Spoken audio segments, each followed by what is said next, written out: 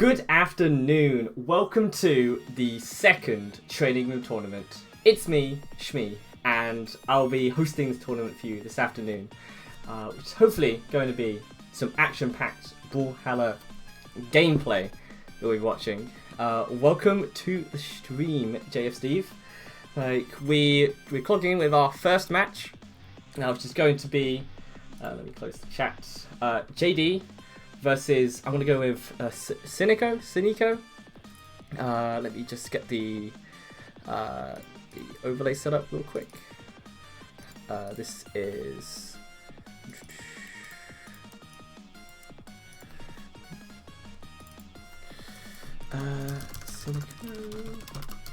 but yeah, hope you're having a good afternoon. Hope you're looking forward to mid-season championships, which is of course going to be on later. And that should be nice to watch this afternoon. Where are we? We are currently winners round 1. There we go. Let's get that all set up. And we of course versus JD. Now we of course have some Yumiko versus Lucian gameplay coming up here. Interesting matches between them. Lucian quite a particularly fast legend, so with some pretty fast signatures as well, but low force to balance it out. Yumiko, of course, just being tricky in sort of all states of play. Let me just get this.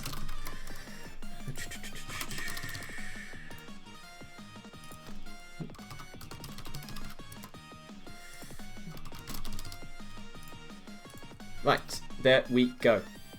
Let me just change the overlay, and we should be good to begin our first match of the day. There it is. Cool. Good to go. As we get started here with, this is of course round one winners. The most fertile round of the tournament. Anything could happen. This is sort of point where everyone is on the sort of same particular playing field, and it's just up to do good Brawlhalla, basically, and we'll see where we go. Hopefully they'll start. Go. I agree. Let's get to the Brawlhalla. That of course we're all here for.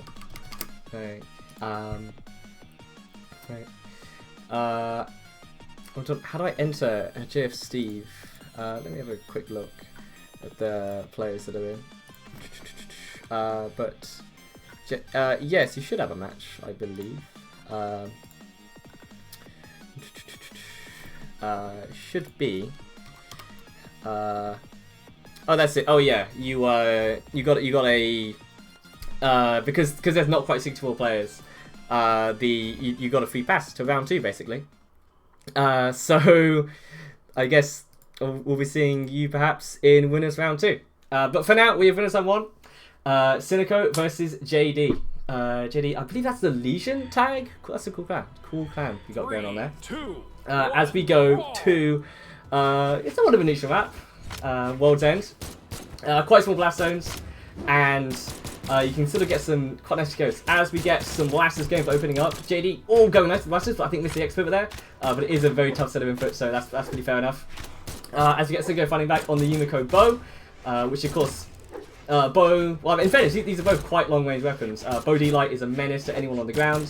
So you probably see JD trying to save everyone as he hops up over to the guitars. Instant weapon toss pick up. As we go up to D-Sig, not quite. Side sig instead, actually, covering that actually. Thinking that you might go over ledge, actually just finds the neutral light into recovery to secure the very first stock of the second tournament. Seeing to the guitars makes a lot of sense. Big, easy damage build up. Doesn't quite get the dodge read, but does get the start of a half pipe. Goes for the dodge away read on that one, which is actually quite a good one because a lot of players will sort of dodge off stage. It's sort of where safety is. As we get some sort of nice little half pipe reads, the jump weapon toss down is quite nice, especially together with Body Light. As you see, one of our first Yumiko 6 come out.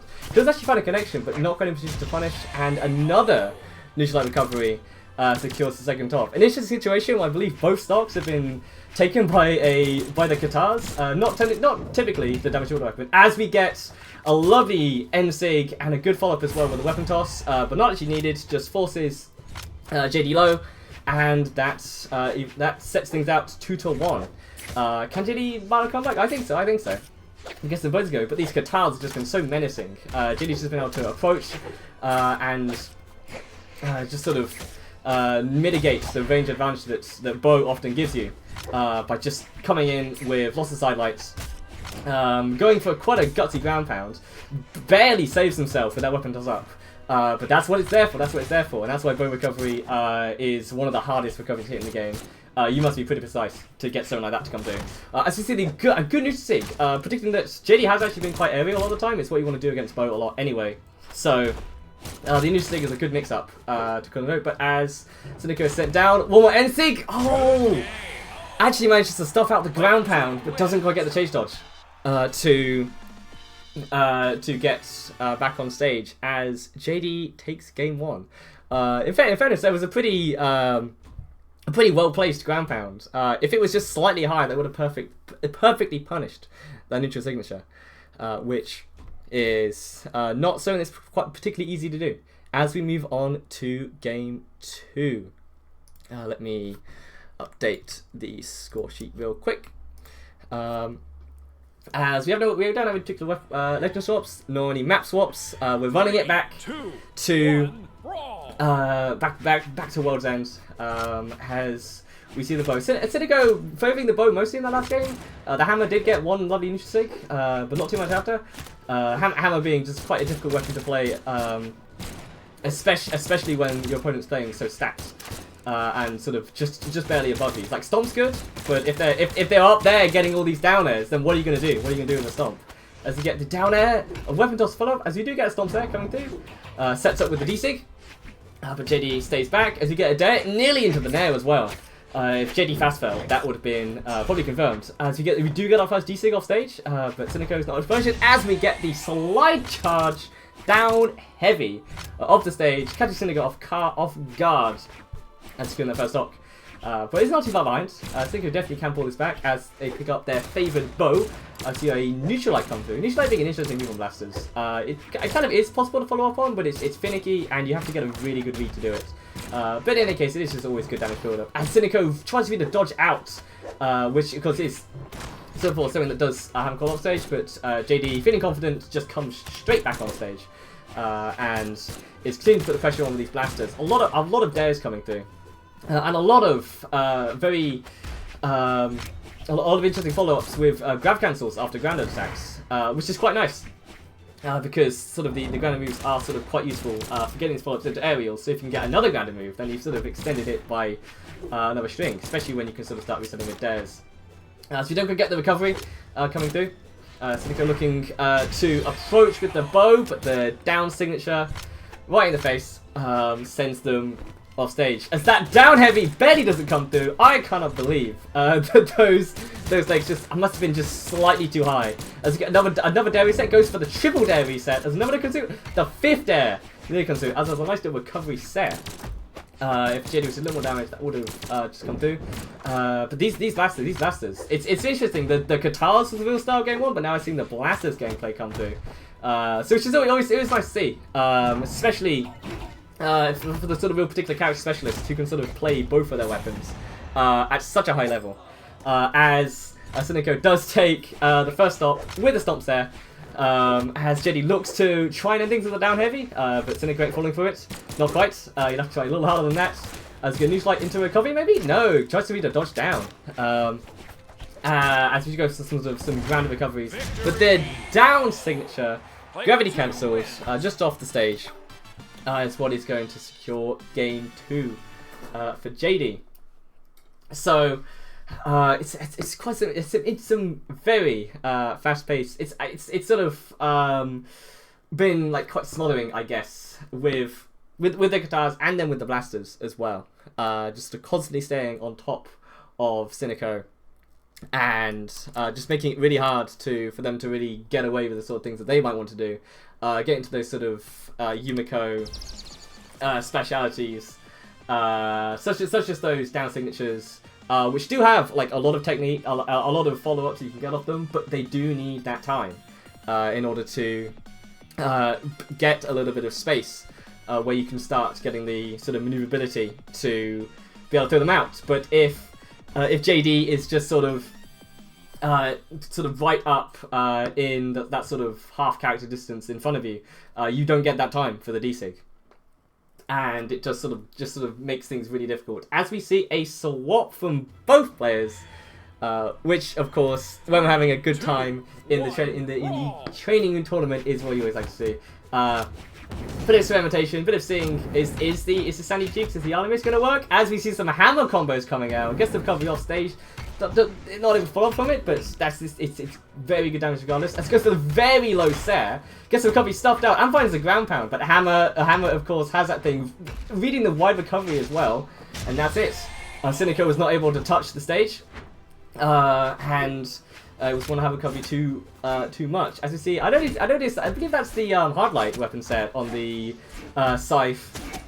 And the Lance there, which got, honestly, Artemis is probably one of the only characters this drip looks good on. I see so many players with the hard light drip on like Bodvar, and I'm like, what are you doing, my friend? That is weird. But this is the rare appropriate use of the hard light sim. As the weapon toss nearly interrupts the downlight Sare.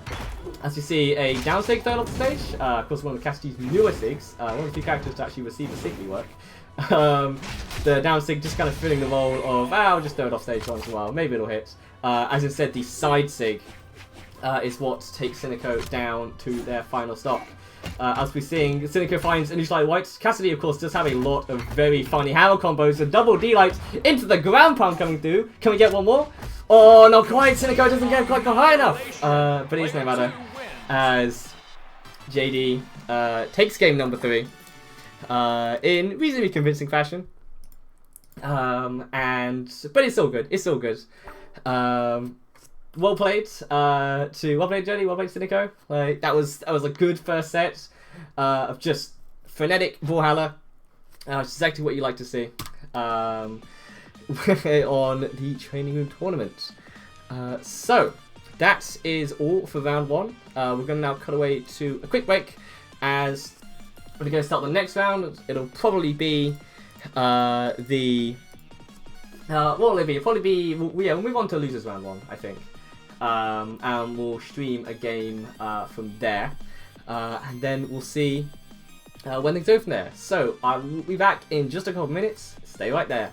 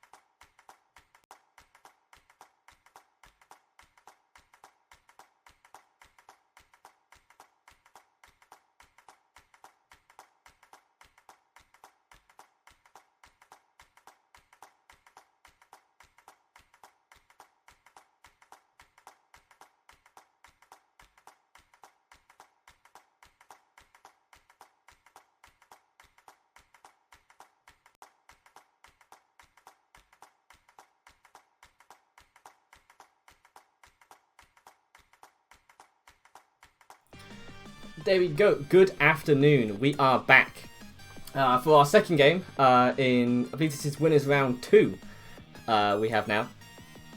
So this one is going to be EC versus Ramu Kino. Let me just change to the overlay real quick. Right, there we go. There we go.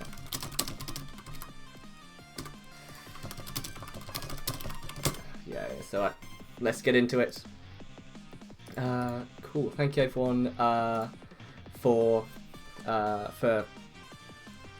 sticking around. You can start for us. Sure. Okay, there you go. There's the round start. Okay, cool. As we have probably that must be one of the quickest map bannings I think I might have ever seen. As we get into what is this is 3, Island. 2, 1, a nice little neutral stage, no platforms, decently sized blast zones, the home of simple, straightforward, and honest Brawlhalla. As we have EC starting off with the cannon on the 7, particularly tricky legends. I think had the case of being supremely broken for a while, though oddly we've never quite seen a player just really be able to pick them up and really go far in tournament with them. I think Luna had a phase, or maybe it was Stingray, I forget. But so maybe EC has what it takes as we go up against, that must be the meta dev Baraz we've got there, so somebody's been to VCX, very love to see. Shows Coach Jarvis, as EC going for the 7 D-Sig. Looking to catch the landing there, as Remikinu goes off stage, and we see a nice little turn on N-Sig, the sneaky one, catching a dodge through, and so Remikinu goes in with the Haymaker. I'm not going to find it, as EC is looking for the knockout. We see a lot of signatures being thrown out, as both players deep in the red, looking to find the knockout blow. It's slightly difficult to do. The electric version, of course, having the slightly longer range. See the D-Light recovery, not quite. Too much drift. The D-Light was caught too close. Welcome to the chat, Trixor. We're currently in game 1 of Winners of 2, as we see a down name come out. The Sare is pretty big, but not quite enough. Got one more recovery to come through to come punish. The Nair, actually, as it turns out, is enough to take Ramkino off the side, but just a couple hits away from tying the stocks. As we see a grab cast of D-Sig off stage, which is probably actually quite fair, because Ramkino is going to be pressing the advantage. They have to even up these stops. So a nice sort of step back defensive D-Sig, very particularly well placed there. See an Axe Dare trying to come through. The neutralize from the center stage even has more than enough force to send EC offside stage as we go to tight stocks, stock 2.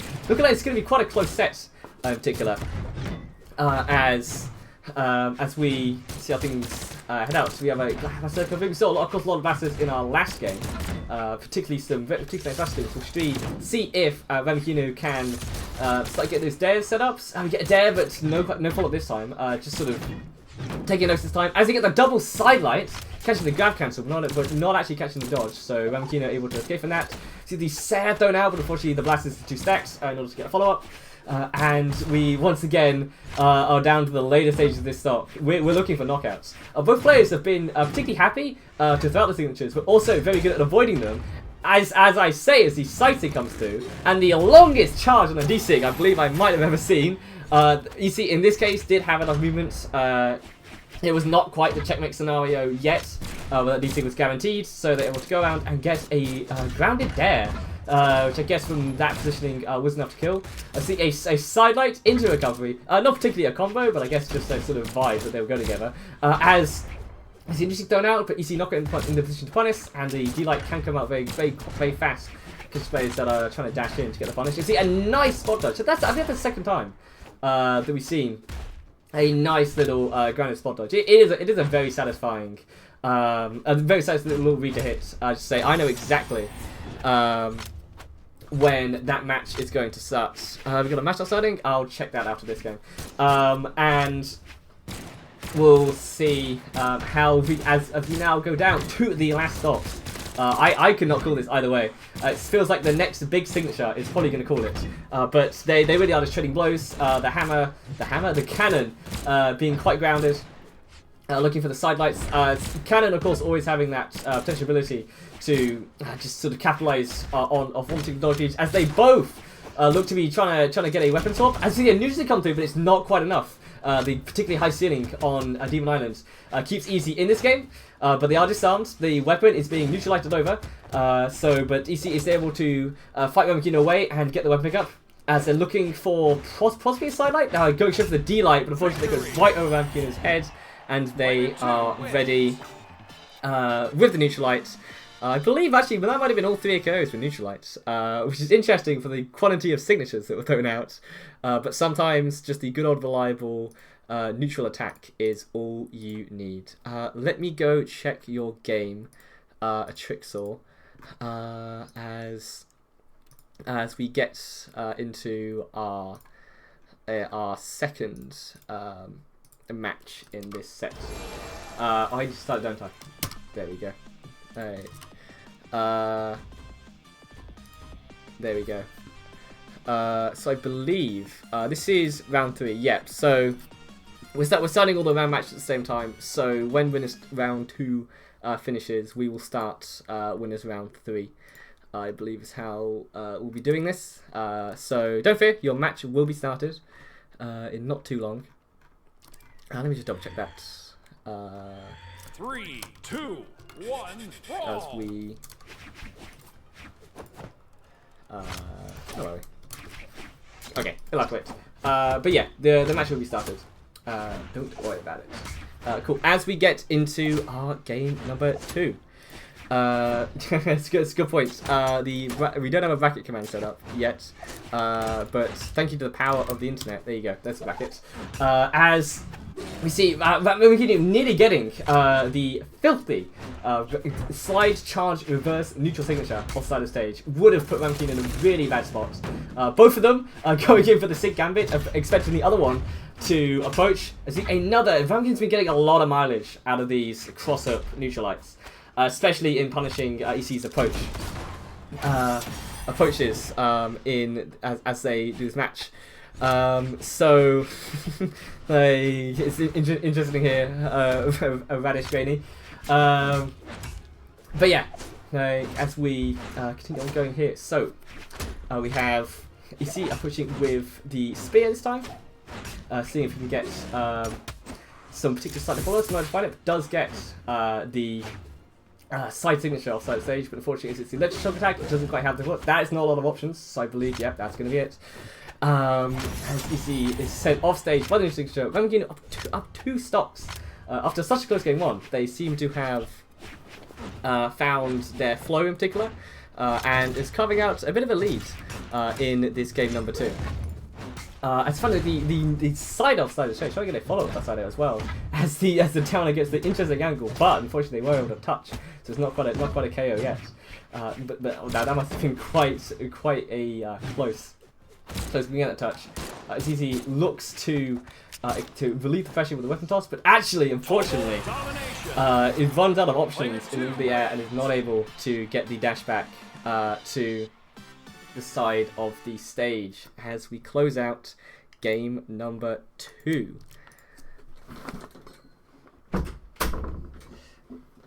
So an interesting one. I think so. Maybe the cannons are looking alright for EC, but just not quite able to get that pun intended explosive gameplay that cannon can have sometimes. But just sort of getting that particular setup that you need can be quite tricky. So it's just sort of looking to just take notes. Just because it's nice that we can have these sort of long kind of best of 5s where you do sort of get to check out how your opponent reacts and how their dodges as we switch to a legend that's like approaches dodges in a similar but yet different way. We've got an Azuri coming out, or the Ahsoka Tano crossover. So again, the Katars, we also saw some Katars earlier today as well, in the hands of, I think it was JD and the Lucian. But we're now seeing some Azuri gameplay. Azuri being a legend that it sort of has like been around in the top echelons of play for pretty much the entire history of competitive Brawlhalla esports.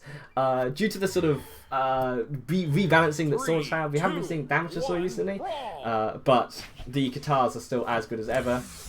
And of course we do have now 2 characters who are both leaning towards their funny neutral things for some exciting turnaround potential. Ramikino, of course, has been hitting a couple of neutral sticks already, so EC wants to get a slice of that pie and see if they can also get some early knockouts off the side. As Ramikino pushing the blasters, looking to reach EC along the ground, but now EC is playing a bit more aerial, which can be more difficult for blasters to approach with.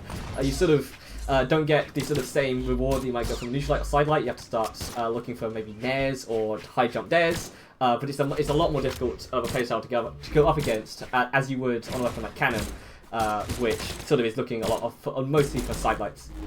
As we see EC go around the neutral signature, has managed to actually catch Ramikino swinging quite a lot of times. Ramikino's been quite happy to let the signatures fly, and EC has been able to, there's another neutral stick doesn't pick up through. EC in the position for punish, but unfortunately Katars doesn't have the sort of particularly guaranteed follow-ups that if I get, so it's always just one more read in order to actually get the sort of real proper extensions. I see the sword picked up. A bit of a funky moment there, I believe that was a neutral light for a neutral light that came out. But Ramikino finally ends the madness with a down sig, as they were both very happy to stay stacked and sort of counter punish. As we see EC swap back over to the Katars as they respawn back in, and see if they can get the knockouts. We just see a lot of Katar knockouts as well earlier. The side sig coming through, catching the spot dodge. Ramikino expecting the signature to come, but the side signature from Azuri does have quite a lot of active flames as Azuri just keeps on swinging. As we get some nice little Katar extensions there, a couple nair follow-ups in the air. Katar's been sort of like mini chakrams, but a bit more balanced at the minute, where you can just really sort of enter that flow state and just sort of while the opponent is up in the air. As we see a dare go off the stage, but EC does not go in for any sort of particular neutral six, probably just biding their time for when it's going to be the perfect time where Ramikino just won't go see it coming. As we get that downlight into ground pound, come off the stage and catch EC clinging the quite small sidewalls of Demon Island, so it's quite hard to cling on there. I do like being sort of quite good at going on the stage. Ramikino has actually been representing a lot of different options to that, a lot of D6 over the edge at this time, so a fresh little mix-up with the downlight ground pound, catching these sort of lower hitboxes a bit quicker as we see the weapon style coming out. Ramikino looking to keep EC off the weapon for as much as possible, but they go a bit too high with the recovery, and EC is able to pick up the Katars. As we'll see if they can find the KO, but they sort of set quite low, so another EC come on the stage. The neutral signature was in the sort of right sort of area, but EC was quite high, so not able to find it. As we see the weapon toss come through, and Ramikino just sort of take stock on the side stage for a little sec to sort of plan out their next move. As the EC looking for the recovery, they find with Surge. No D-Light, just raw recovery, as we'll almost certainly see a swap to the Katars. The Katars having the ability, especially at white, just to get some sort of real big ascending combos, especially against a matchup such as blasters. It's like, don't think that'll go yet? Not quite yet. But if the Katars can find their way in, as they do quite now, but not quite able to get the follow-up yet, we see another interesting thrown out, but this one doesn't quite fit. The next one definitely will come through. EC goes high over the blaster's weapon toss. As he then approach with, just like gets a lovely little spot dodge, exactly what you want to see against an axe set. But the neutral signature, even though it's the wrong way, and not going to quite go over the side of the stage, is more than enough force to finish out game number 3. And I believe that is the particular set. Well played to EC and Ramikino. I think the Katars showed a lot of promise there, as did the Cannon. But sort of it's sort of the tough one where Ramikino's options were just like really good throughout the entire game, and they were sort of able to get away with a lot of new signatures, which on a sort of read-heavy weapon like the Katars or Cannon can be difficult to get sort of confirmed follow-ups from. But in any case, that was game number. That was winners round 2. So we're gonna go and take another quick break. I'm gonna go start the next round, and I'll be back with the next game on stream. I'll see you in a minute.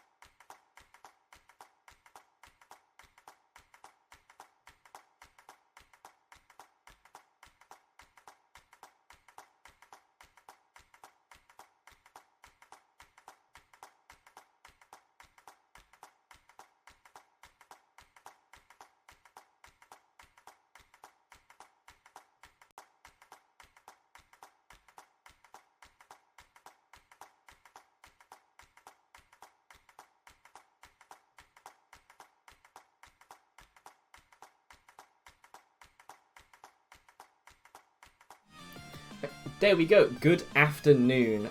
We are back with another game from Winners Round 2. I believe I've started some games from Winners Round 3 as well, but a lot of those are sort of waiting on previous matches. So we'll get started with one of these. So we have, in this game, it's going to be Vosats versus, I think it might be Daimos, I'm going to go with. Let me know if I mispronounced that. And then, yeah, cool. We'll see. I believe we're still picking characters, but feel free to pick. Why is there no DQ time? Yeah, I might set up a DQ time for next tournament.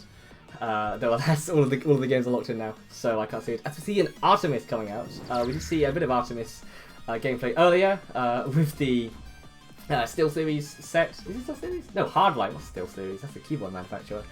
As we get into it with Artemis, Orion. Oh my god, it literally is Orion. Bro, the crossovers. Be mixing me up. Let me get the overlay up real quick. There we go. 3, 2, cool. 1. As we that's a good point. I was gonna say we have double life, but no, we don't. We have the rocket launch and spear. How long do you think it would have taken me to work out? I guess when we saw the spear come out. Hold on a minute. That's a very funny lance we got going on. A very funny spear we got going on there. As we get into game one, we're playing Jockey Competition. We get a nice little solid side there coming through. To start off the approach, we get Sarah that's on stage. Donald's going for the extension with the D-Light off stage, but Vosats stays wide. We've got the marking. That is a good point. I don't know where this drift is, but they're like the deep lower BRAWLHALLA drifts that honestly just like vexes me entirely. Like between default skin Mordex with who knows which skin these gloves are from. And the Roman Raids with the snowplow and the other snowplow. The levels to which we go, honestly I think it must be it's almost like a lost the bet kind of gameplay about like what's the most perplexing bit, because if your opponent is thinking about where on earth is that cipher from, that's like brain power you've taken away from them. As we get to the end of the first stop here, we're looking for the Orion signatures. Of course, very good, very big, very wide, and will definitely knock out.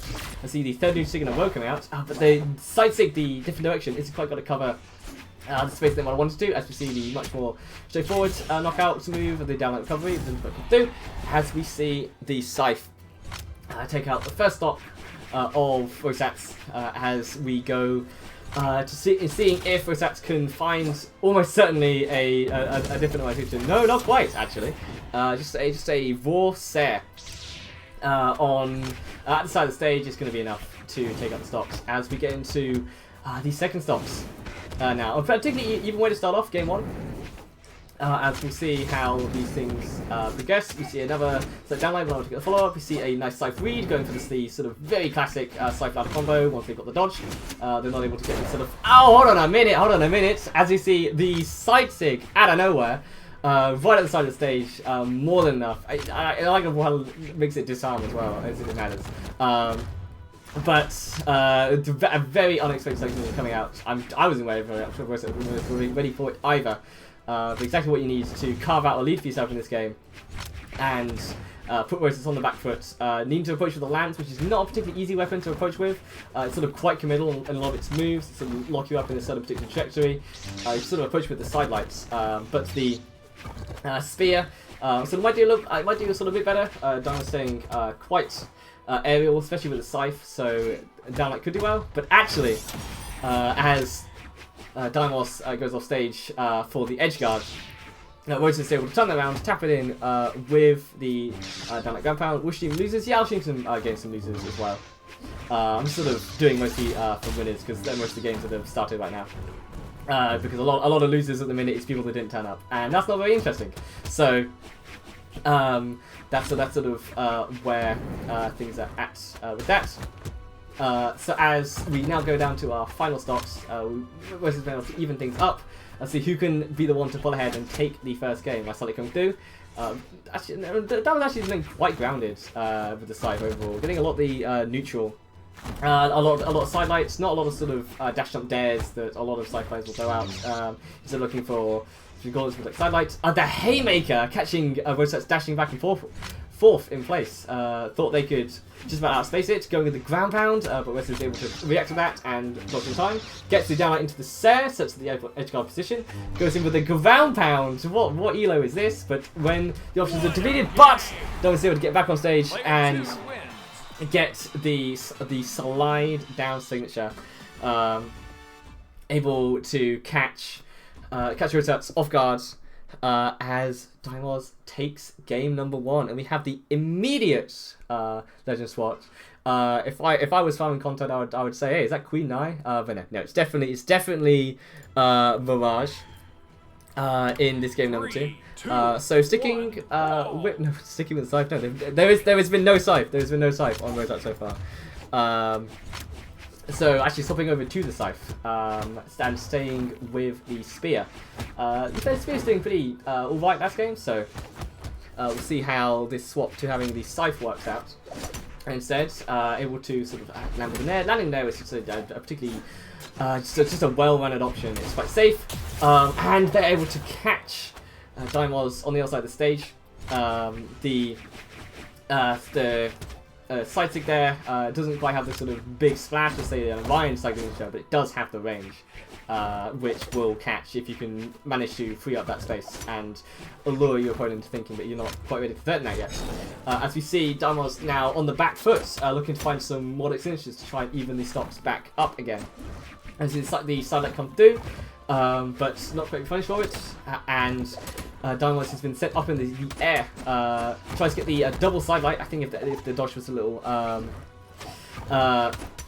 further down, that would have been going for another double side light. Really looking to get that big side light attention, but actually this time, reading that maybe Rosette's will be expecting the read to come through, and actually just goes into the full combo as Rosette's is now up, nearly gets the weapon toss down into the double neutral lights. Might have even been a true combo. You'd have to get into the lobby to go confirm that one. But the time is going through. I see another side stick come through.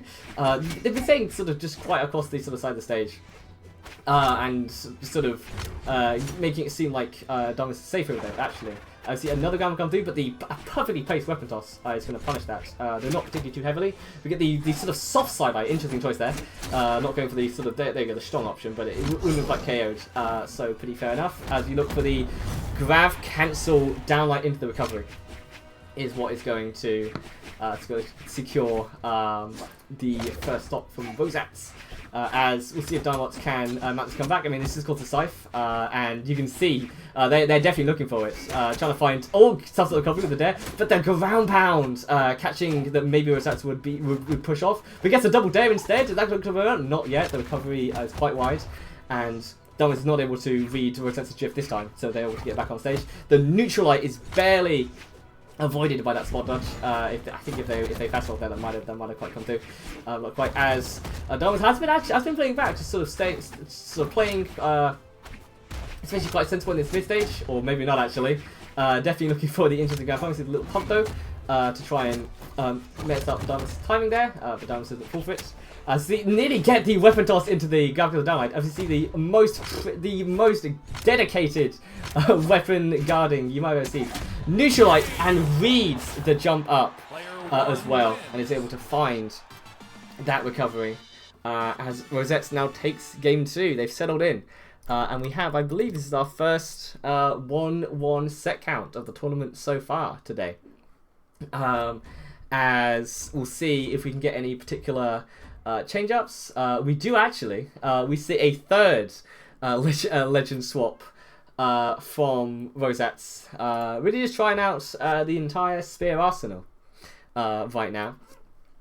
So we now have we had the spear paired with lance. We had the spear paired with it's like a pop quiz scythe, and now we have the spear paired with gauntlets. So really just seeing what maybe just like what kind of day it is. I mean the spear's been looking good enough by itself. Not able to sort of get not quite got that sort of like that juicy sidelight read that every spear player is always looking for at all times. But able to find definitely some downlight follow-ups into the more scrappy positions, but you know, you absolutely take those. As we're able to dodge the weapon toss that comes through. The 2 weapons on the ground, we both arm up, and we have ourselves a gauntlet mirror match.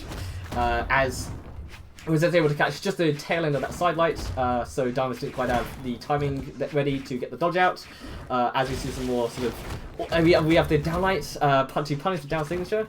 Diamonds was perhaps a bit too stacked to get the sighting they might have wanted there. They probably may have just fallen into it rather than getting hit with it. As Rose is able to take out the front hook anyway. Look goes for another side light recovery, but not able to find it. But finds the delayed recovery this time, as Diamos is now trying to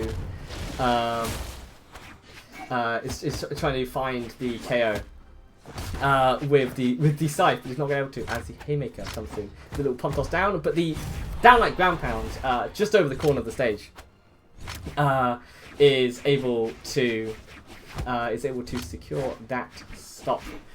As Diamos, it's a bit behind, but with we can get some nice little scythe initiators, they definitely can bring this one back.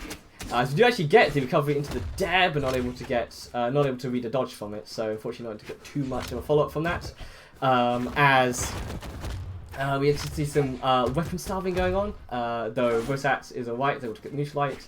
The weapon toss does finally spawn, tries to bait out. The Dinos probably thought that they were going to go back to the weapon to get the cheeky turnaround downlight, though Dinos actually doesn't quite approach, but is able to find the recovery regardless. But as we go into the latter stages of our game number 3, Rosat's going for a lot of weapon tosses down.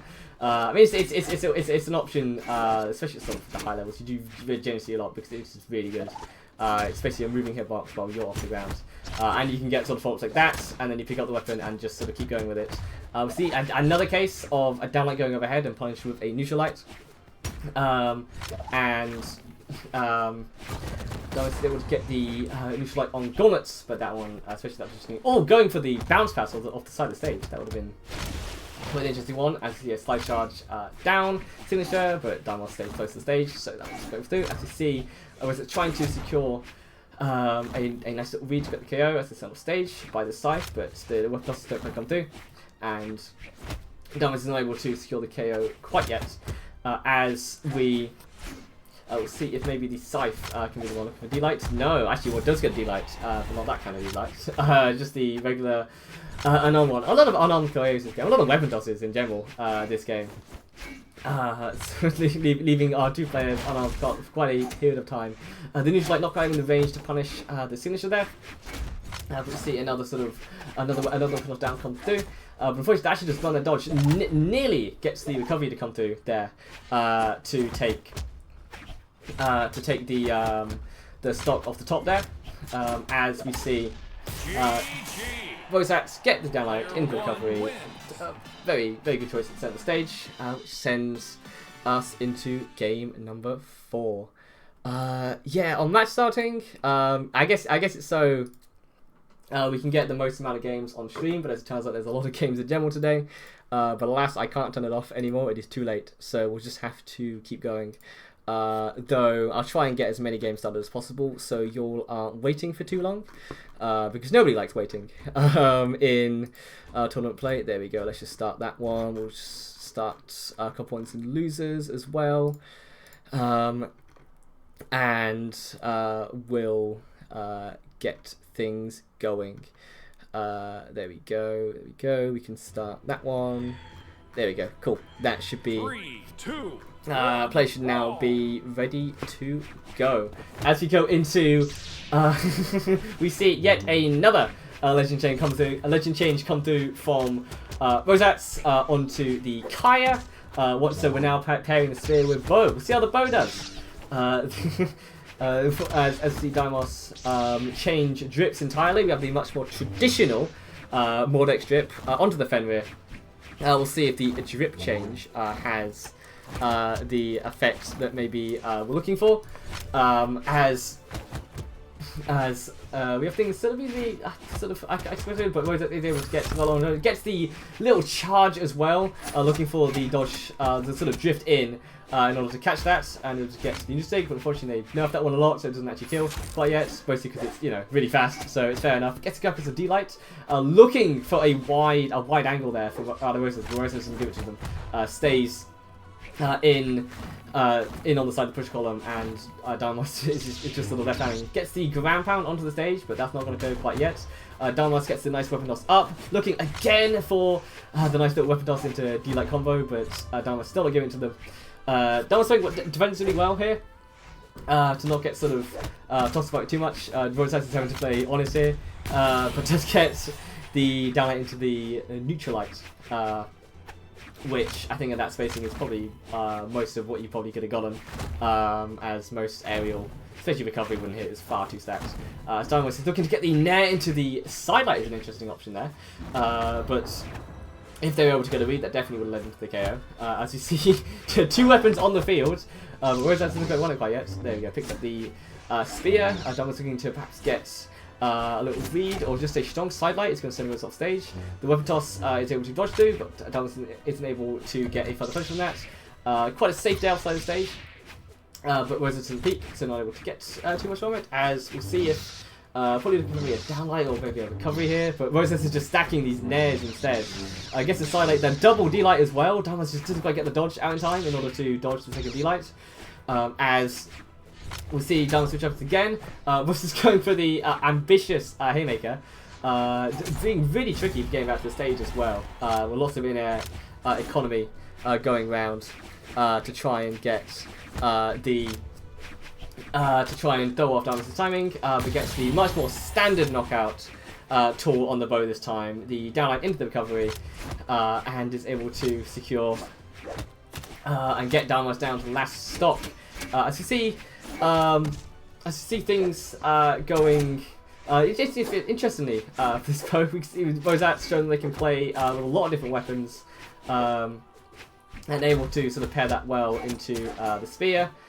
Interesting that like this time playing the support weapon as the sort of knockout confirmer, and also just playing the through well. Gets the weapon toss down, but doesn't cover up. Does get the recovery off stage. Does get the on stage ground pound, which isn't going to kill, but is definitely a lot of damage. Backing all the way up, looking to perhaps, I think that might have been a backdash signature they were going for there. So is Downmost able to punish with the dare? Definitely, yeah, a lot of backdashes off stage here. But Downmost gets the nice side recovery, the drift taking Rosas off stage. I'm not going to play yet. The nair doesn't quite get the follow up. Looking for the D-Sig, which definitely would have had the active input to KO right there.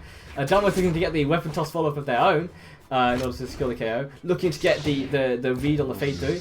The sidelight into the interesting weapon toss up, looking to perhaps get them dodging in, but actually just gets the ground pound. To secure game number 4 and the set, as that is the end of this little set. So well played to us, well played to Downmost for definitely get some nice little slide strings where possible, but whereas that's just sort of showing that they can adapt to sort of any particular read that those sci-fi are looking for, and is able to find just various different weapons to pair with in order to get the KO. So we are again going to go to a quick little break as I'll go and start some more matches, and I'll see you all in a minute.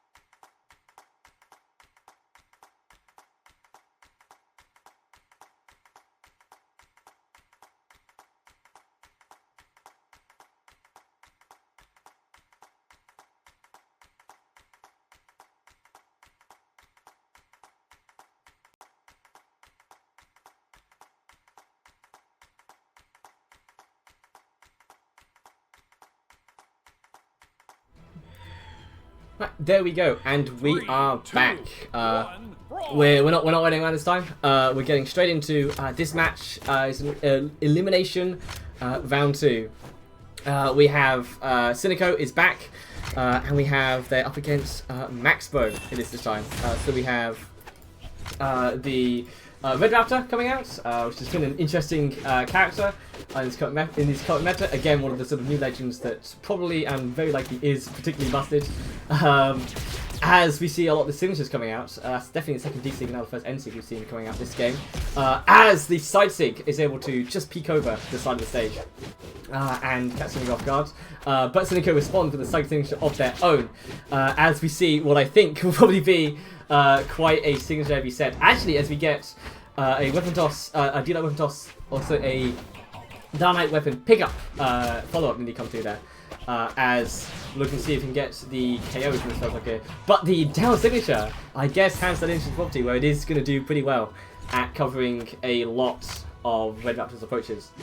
So I think if Cynico is able to get a lot more of those to come through, then that can definitely help relieve a lot of pressure that we're about to throw. We have an interesting wake up neutral signature out of hit stun, but we have a much more classic downlight into the Sair, and we're able to get the Nair as well to follow things up and get the stocks tied up.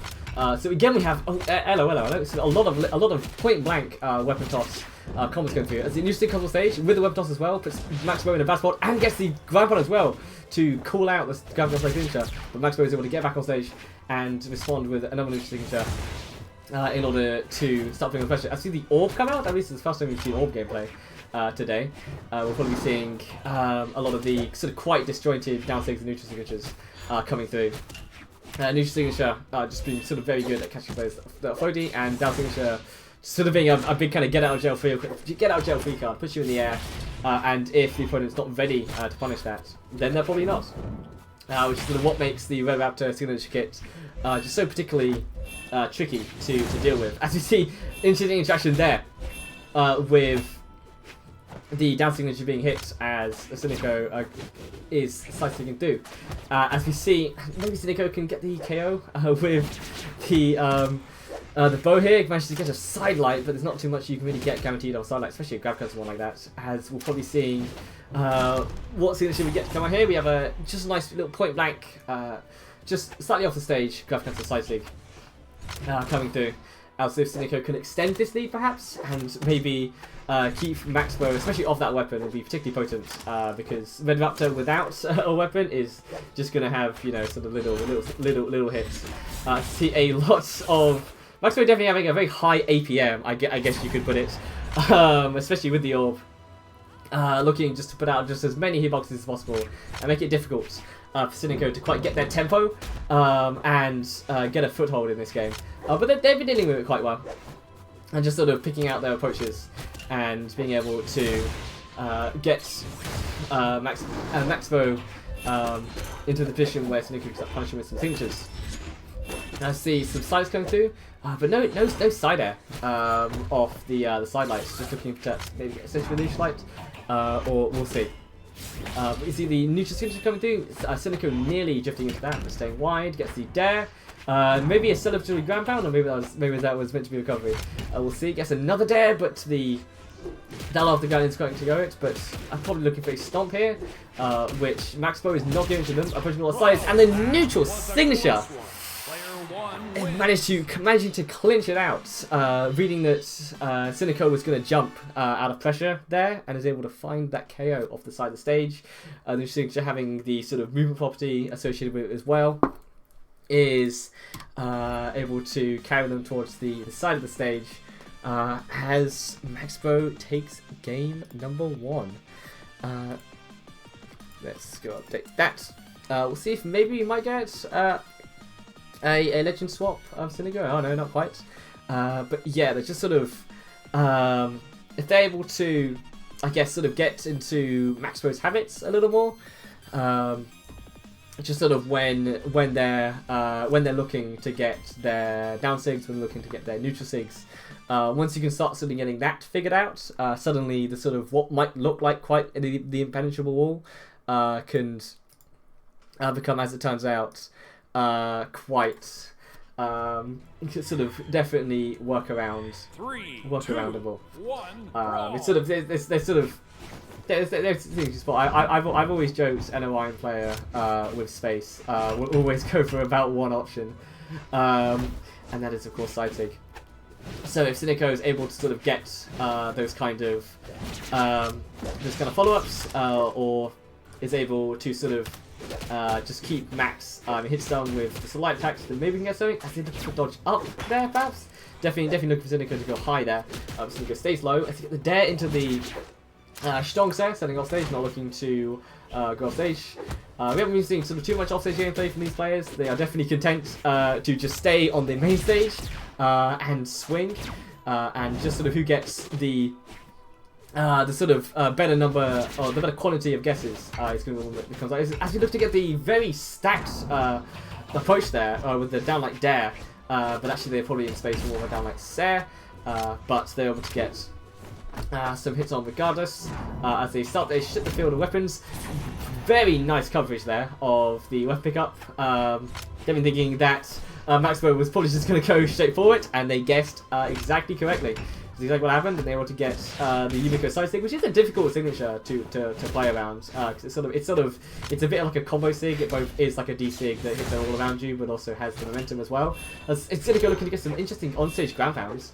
Looking to as Maxwell also responds with some down and heavy buttons, but Cynico is now definitely faring a lot better.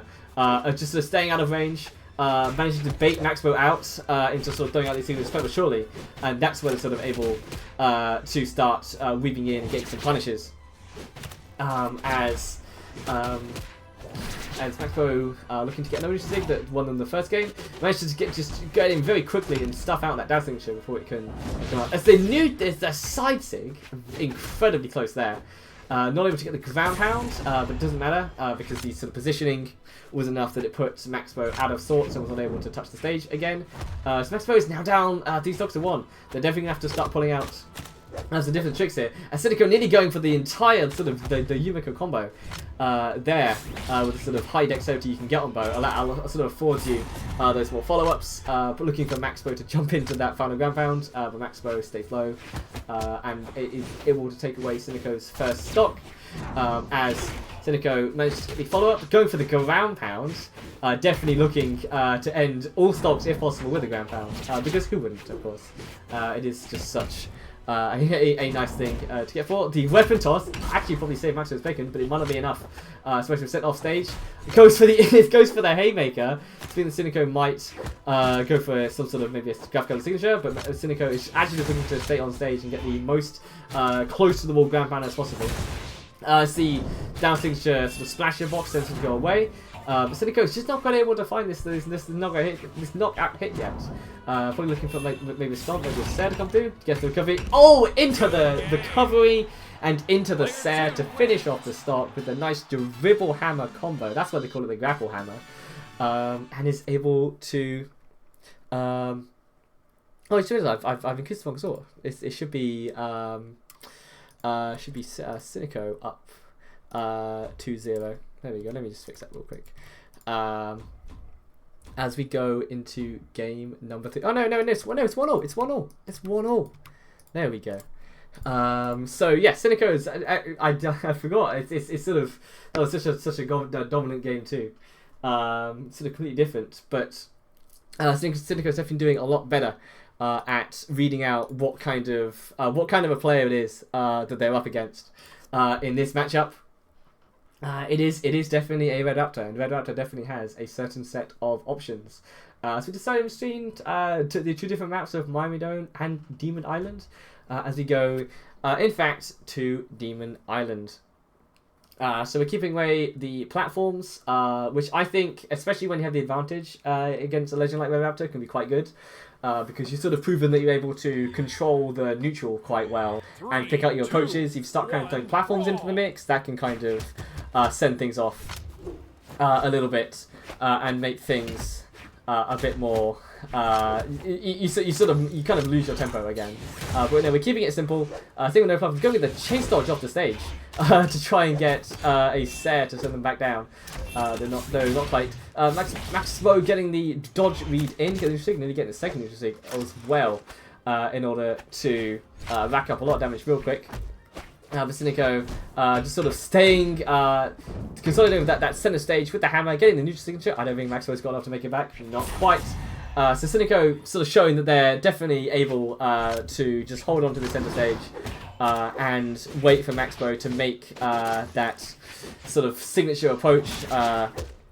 Doesn't quite work through, and is able to get nearly gets the sort of very extended bow combo. Is now able to actually get the D-Light weapon pickup combos as well. Cynico really coming alive in this third game, and definitely making that first one, that game one, seem like a bit of a fluke. The bow has definitely entered what we deem as flow state. As much as we nearly gets the ground pound actually. Cynico going for the very ambitious. It might be dead for this. That is some character knowledge right there. Pretty much most of the characters would be dead there. But the new signature has some pretty good vertical recovery as Maximo just goes for the not a weapon assault, just sort of holds the weapon toss button and gets the max force on it, which I mean fair enough, and secures the KO.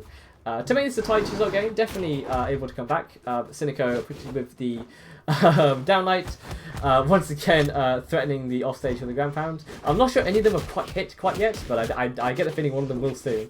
So we'll see how that goes. As Maximo managing to get some strings open with the battle boots here, and manages to punish the down signature with a neutral signature, but it doesn't quite matter as the hammer Sair comes through and takes Maximo down to their final stock in this game. This is 1-0, so it's definitely there's still a lot more of this set to be played, but we'll see if Maximo can I guess sort of get their sort of rhythm back. We're able to not quite actually. It's the neutral signature. Does connect, but it's sort of unfortunately far too low in order to get the chase dodge back up, as Cynico finally gets the offstage ground pound that they've been looking for this entire set, into the dare as well, just to properly secure things. I've just realised that of course Cynico and Yumiko, that's a rhyme right there, as we get a couple emotes going on. I believe all the games have been started that we're waiting. Though if you are, please let me know and I will start them. I can do a quick scan of the bracket real quick to make sure everything is going, so we can get our upper round matches. Where are we? Yep. Because we're sort of actually, yeah, we're getting nearly into our top 4 matches now. So I think, yeah, we got one to start there, one to start there. Let's begin that one. And we'll begin both, yeah. And yeah, I think that should be everything is underway. But yeah, I guess in general, apologies for the waiting around. I'll definitely make sure for next tournament, because of course, I guess it's the thing that especially when we're doing tournaments, I'm just looking to get people playing as much Brawlhalla as we can fit, as we can squeeze into an afternoon. So you see an interesting character swap coming out here from Cynico, switching on to the Munin. We'll see how the Scythe comes through. It's supposed to be an interesting one because sort of on the bow they've sort of largely been getting their sort of their follow-ups and their approaches on sort of reading where max mode is going to just sort of be, but not like explicitly reading a dodge like a Scythe will always sort of want to do. So we'll see how this kind of meta plays out if Cynico can start getting into max mode's defensive habits, and see maybe if this Scythe can start racking up some damage. As that side light, the double side light nearly comes through there. The spot dodge just barely outlasting the second one. That almost certainly would have led into a grounded solid follow-up, and then you're looking into Nair's, into recoveries, could be anything coming on after that. As Smash into the boots and gets the action input through, and then he gets the initial follow-up as they're able to take away Sinico's first stop with another patented neutral signature. Sending Sinico offside the stage. So the Munin not sort of getting too much down here, but they were on this sort of offside for this first stop. Now we're switching onto the bow. What Sinico's been playing a lot more this set, and a lot of Munin signatures have some I don't want to say disjoints, but just positioning abilities. Though that one, of course, is quite the big disjoint, as that takes Maxbo's first stop and brings us back to even. See a Sonic go off stage, but I'll follow up. Down into the side lights, and he gets the neutral lights if Sinico is dashing in. These boots actually have been really coming through. Need to get the neutral stick to end things on the side of the stage there. That would have been gnarly. Though Sinico is able to stay low to pass one underneath that. And we reset to neutral in the center of the stage. Sinico going with the side stick off the side. A very long D-stick there. Sinico staying back maybe a bit wider than they needed to in order to avoid that. As you get the unarmed ground pound from all the way out there, looking to perhaps to sort of catch Sinico off their timing. I see the scythe down air come through. I'm not able to get to the recovery. Like, as we'll see if we can get probably a signature to take this. We'll see the interesting neutral air to bring back onto the stage. Let's see the much more standard recovery, take them offside the stage, and Sinico sticking with the scythe. As we'll see if, I mean, it makes sense, especially start to stop, that you can get some interesting combos in white. Another D-Light weapon pickup, it was a neutral air to extend the combo there, as the side sig catching Sinico staying low profile to the ground, and the disjoint is able to come through. Wisely not actively putting through, just opting to fall back to start the weapon out, which in a matchup as volatile as this is going to be very important for keeping those signatures turned off, and making sure that you sort of stay in the advantage as long as possible. But now that we're armed up, the recovery doesn't quite come through. Side sig for side sig, the roundabout begins. As both players jockey to get the punish. Neutral sig comes through, but it's sort of the wrong way, so Sinico isn't quite fast enough to be able to punish that one. We get the nearly into the recovery going off the top. As both players being back down to the ground, not quite able to find their carrier move.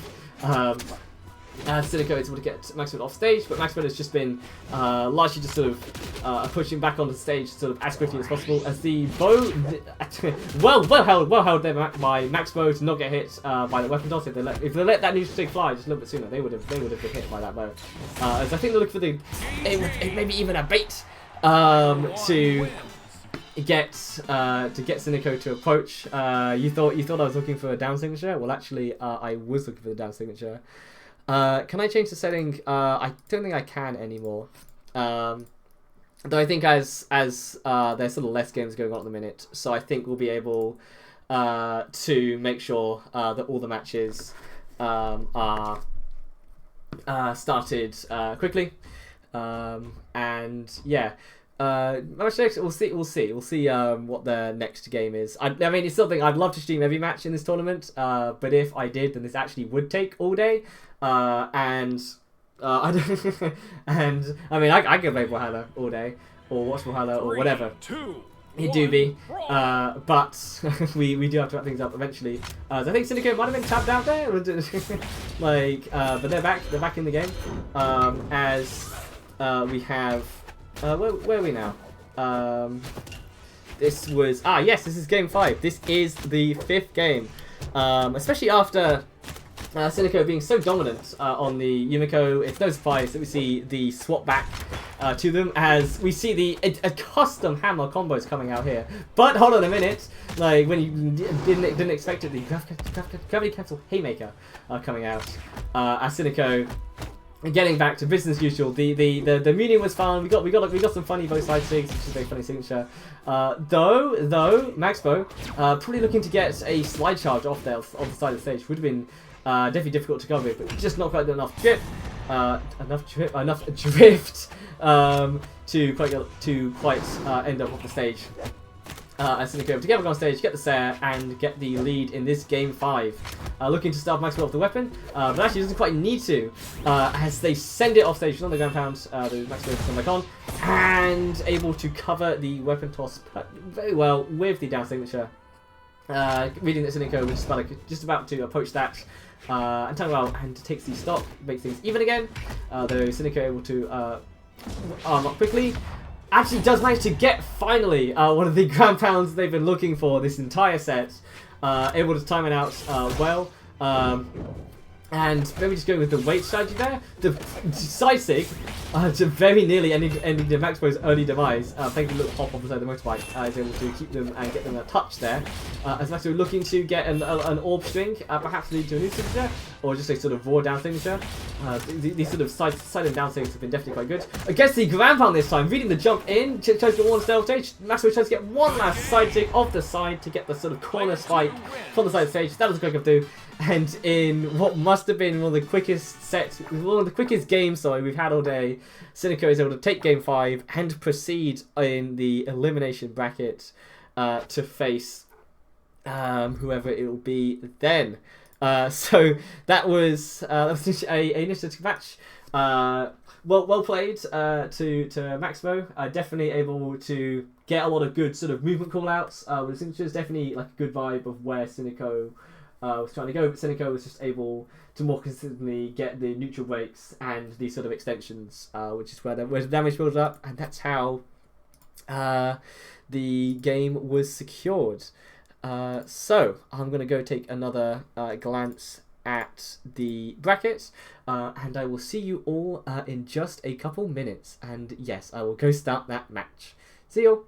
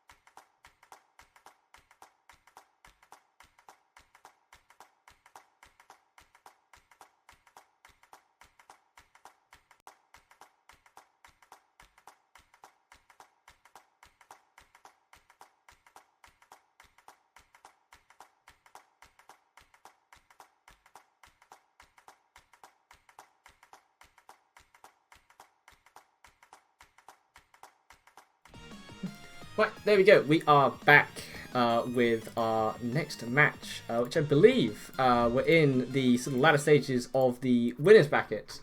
Now, where is this? This is winners round 4. As we have Rosats. He's playing the Mordex this time versus Gengar. Gengar 1-9, a new face on the stream, playing Queen 9. Let me just get the overlay set up real quick, because they weren't quite waiting around. So, which is fair. We get into it. I see. I'm looking away, but I can just hear the Queen 9 signatures coming through. As we see with Genghis has managed to rack up a large amount of damage and is able to read Rosats' quite aggressive recovery onto the stage and is able to quite quickly get the sort of first stock away. As we see an interesting clash, Rosats wisely going wide. Currently reading that Rosats, the Gengar didn't have any more options other than to either dodge up or neutral skill up, and both of those are going to be covered by an attack from the side. So able to take that stock. Nearly gets a very patient side gameplay to try and get that follow-up hit. Just tracking Gengar throughout the air, which especially at the start of game 1 is something that is super scary to see. They're sort of willing to just sort of look and sort of gather that information, which they will use as we go on in this best of 5.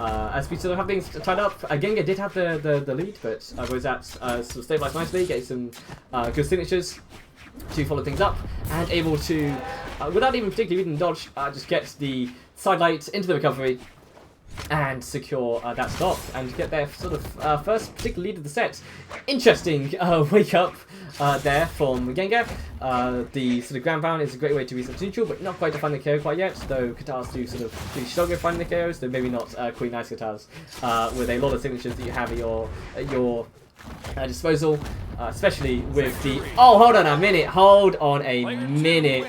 But Rosats does not care about the signatures that Queen Nai can throw out, as they get the triple recovery off the top of the stage. As you see, an immediate. I believe is that a double? That is a double legend swap. We're once again having fun in the training mode tourney. As we have Rosats going up a game. So immediately switching off all of that, going over to the King Zuba, and which of course has the battle boots and the hammer, which completely different weapon set. But I think what fully ties both these items together is they have the quite interesting kits. Gengar has switched to the Teros, which is a game thing, but actually it doesn't quite matter because the battle boots are going to find the really deep air off the side of the stage. And just pretty much just tap it in, especially on such a small version as this. The Gengar getting the side stick on the side of the stage, looking for what our hammer's looking for, which is that sort of drop zone recovery. Super good at getting the spike and not too super committal as well. Gets another drop zone recovery. Though Rosats reading that Gengar was going to look for a grab option there, and able to get the response side stick, getting the spike. Then unfortunately stays around off stage for a little too long and is eventually taken out by the hammer. And just has to neutral stick. As the hammer actually opening up a lot at the start of this game, and able to find the ground pound as well, an interesting one after the way the weapon, but just Rosats was running out of options. A lovely spot dodge to the side there, which would have, if not KO'd, sent really far off stage. As we get the nice little down into the recovery, the slide charge reverse haymaker coming off stage. As we see, I was expecting a slightly there, but actually Gengar stays still, and this time is able to catch Rosats' stats, as Gengar has been sort of, especially on the hammer, largely representing a lot of the side sticks, which can be a sort of interesting one. The recovery not getting the correct active input on the downlight there. as we go all the way off stage. Could it have been a bait? It might have been, but Gengar able to go high and not get into any hammer shenanigans on the side of the stage. Looking for the neutral signature, which would definitely send him to bad spots. Nearly gets the interesting option, but does actually stuff out 2 recoveries in a row. And Gengar is able to secure game number 2. So both of these definitely playing around a lot. A lot of very hard aggression coming off the side of the stage here, looking for who can basically out-cheese the other the most when seeing what they can get off stage. As we have another character swap going through. I didn't quite get to the other character swap. Yep, that's right. It is once again another double character swap. I honestly, if this goes to game 5 and we have 10 different characters, I don't think have you ever seen a BRAWLHALLA tournament set with 10 different legends in it? I don't think I have. Though we'll see how things go. And if we can get to our illustrious 10 legends pool, as we have another complete legends and weapon swap, everything swap. Is anything shared between this game? I don't think a single weapon is shared between this and last game. As we see Gengar looking to get some grab on the side of the stage, not able to find it. Another neutral single stage, but that one doesn't have the movement. But just saves himself with the Nair, but goes for one more Nair. They definitely could have just got back onto the stage there and reset to neutral, but nope, they had to go for one more. And that's, you know, that's the kind of freeform gameplay that you like. That is very interesting. Interesting there. Going to cancel down into recovery, doesn't grab the spacing for it. Maybe just sort of dashed over too far. As you see a side thing, not going to come through. The chakrams are an interesting pick. We'll see how those sort of are able to come through. They, of course, were the sort of subject of particularly heavy nerfs in the last patch. So definitely not at their sort of spam abilities as they once were.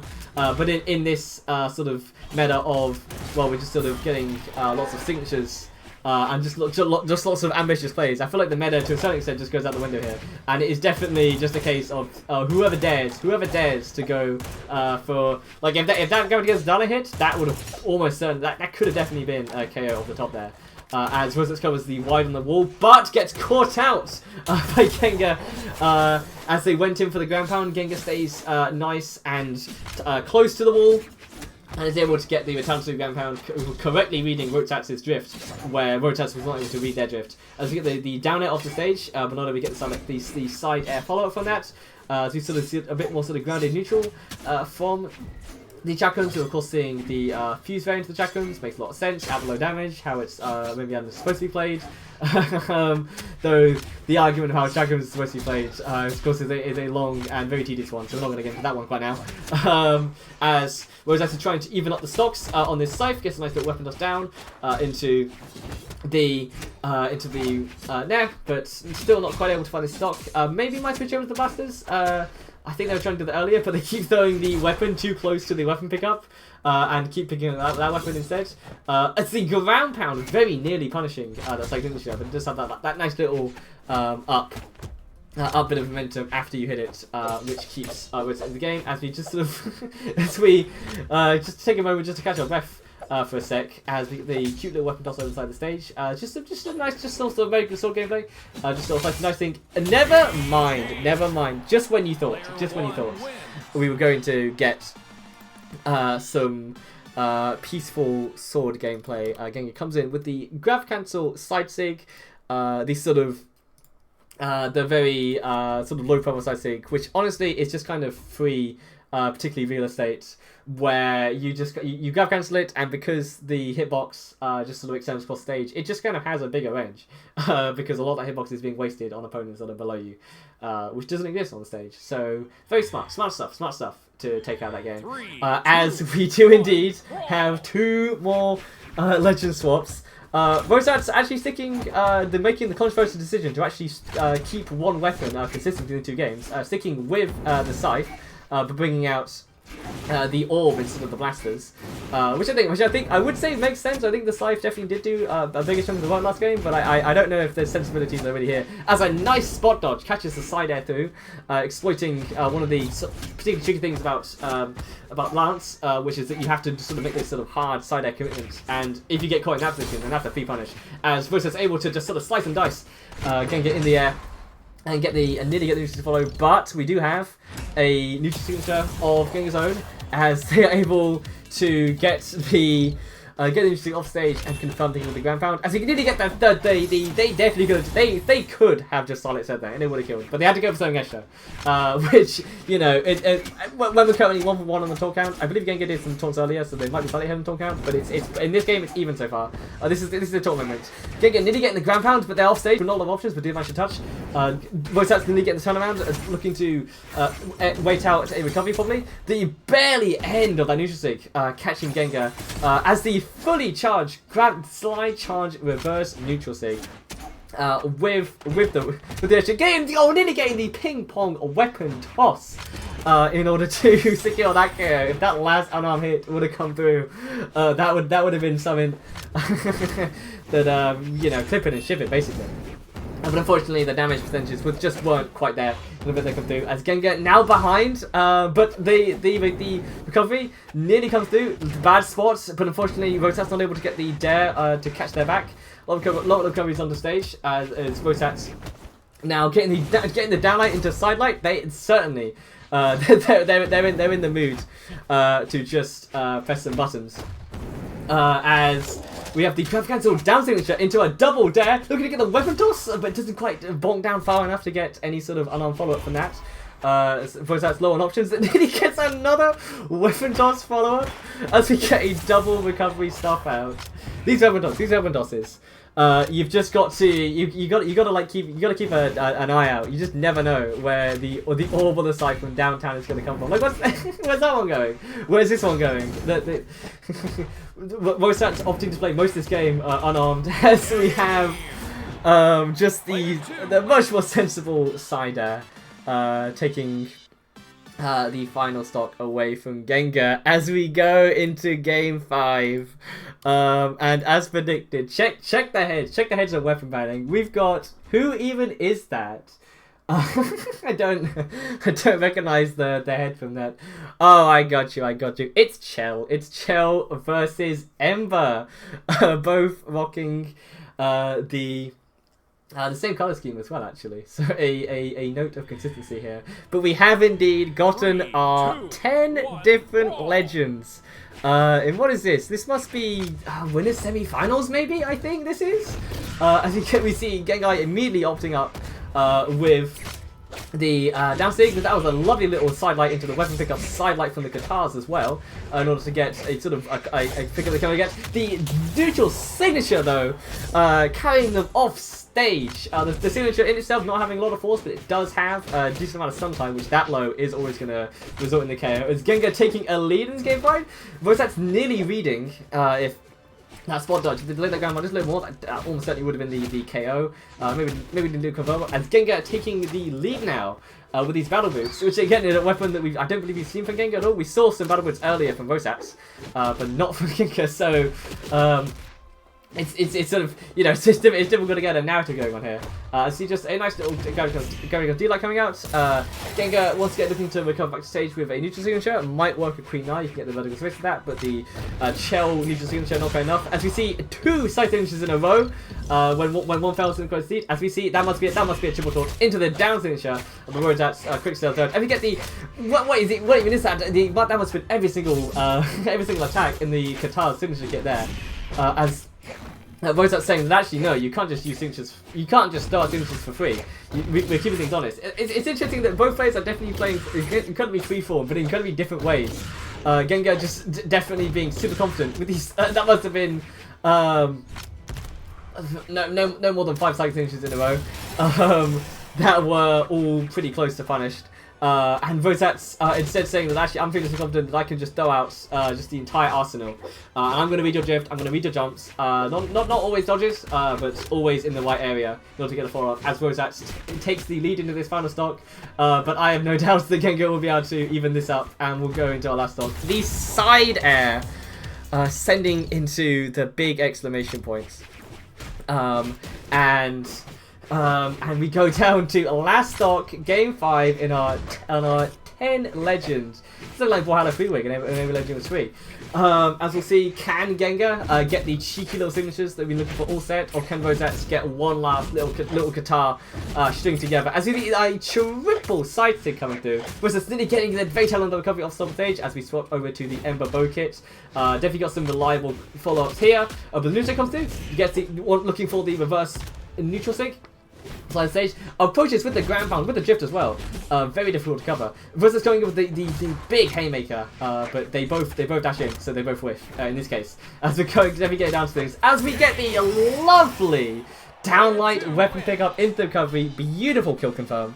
Not one that you see often on Katars, definitely super positional, but one that will nevertheless secure the KO in one of the more interesting Game 5s that we've seen in a while. Though Rotat's showing that they're able to do it on, I believe it was all Spear Legends earlier, but now it's just we're just playing everything. We're playing everything, and we're able to come out on top.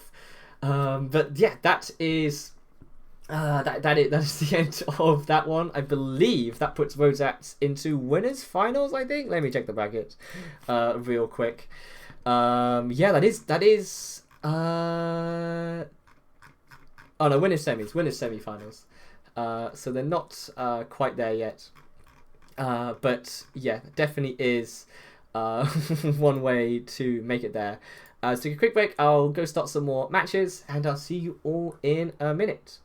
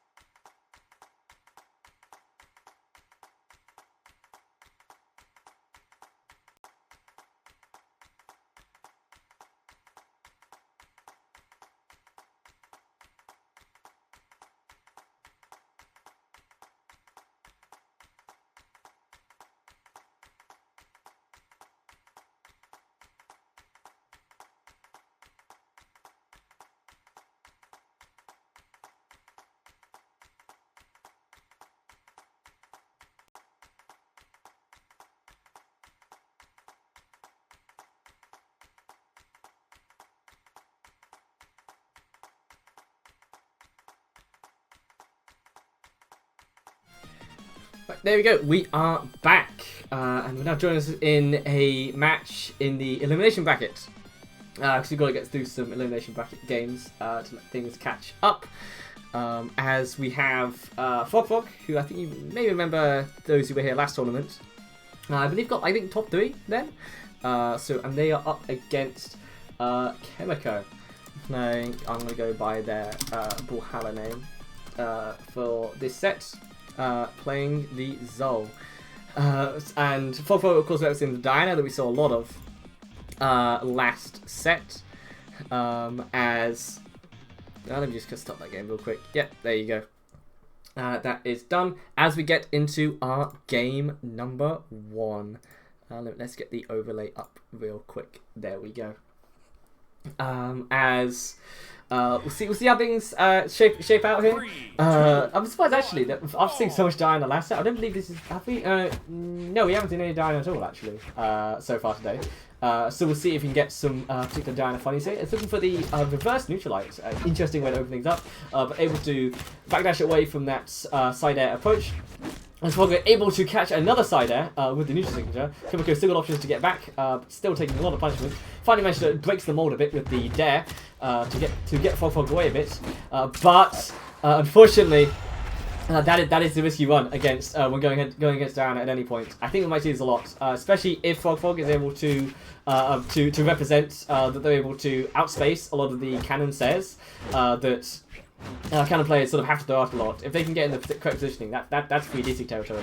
So we're taking a bit of a decent lead, but we get some return axe wings from Kimiko, able to send Frog off stage with the side signature to get things a bit closer to taking the first stock. Not quite able to get the new signature as Frog decides to stay on stage, which is fair. They don't really particularly have to approach off stage at this point, as they sort of have the particular lead to stays wide, but does fall into the compound and not able to respond in time to the dash jump down air coming out from the cannon, taking up and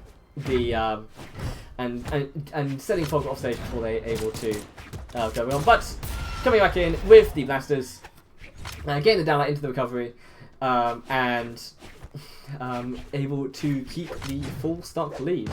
I'll see if Kimiko is nearly able to get the side air into probably would have been openings for a dodge read in order to get some kind of stuff. Looking again, manages to get. He managed to get the neutralite after that. The cannon actually opening up a bit more here, able to get a lot more openings, but still not quite the finishes that cannon is sort of really looking for. But it is still Zol, so every opener is a lot of damage, regardless. As Frog looking to get the dash through read of that dash signature, but Kimiko staying grounded. Probably going to hold that neutral sig. Yes, there it is. Who wouldn't? Who wouldn't? Well, I mean.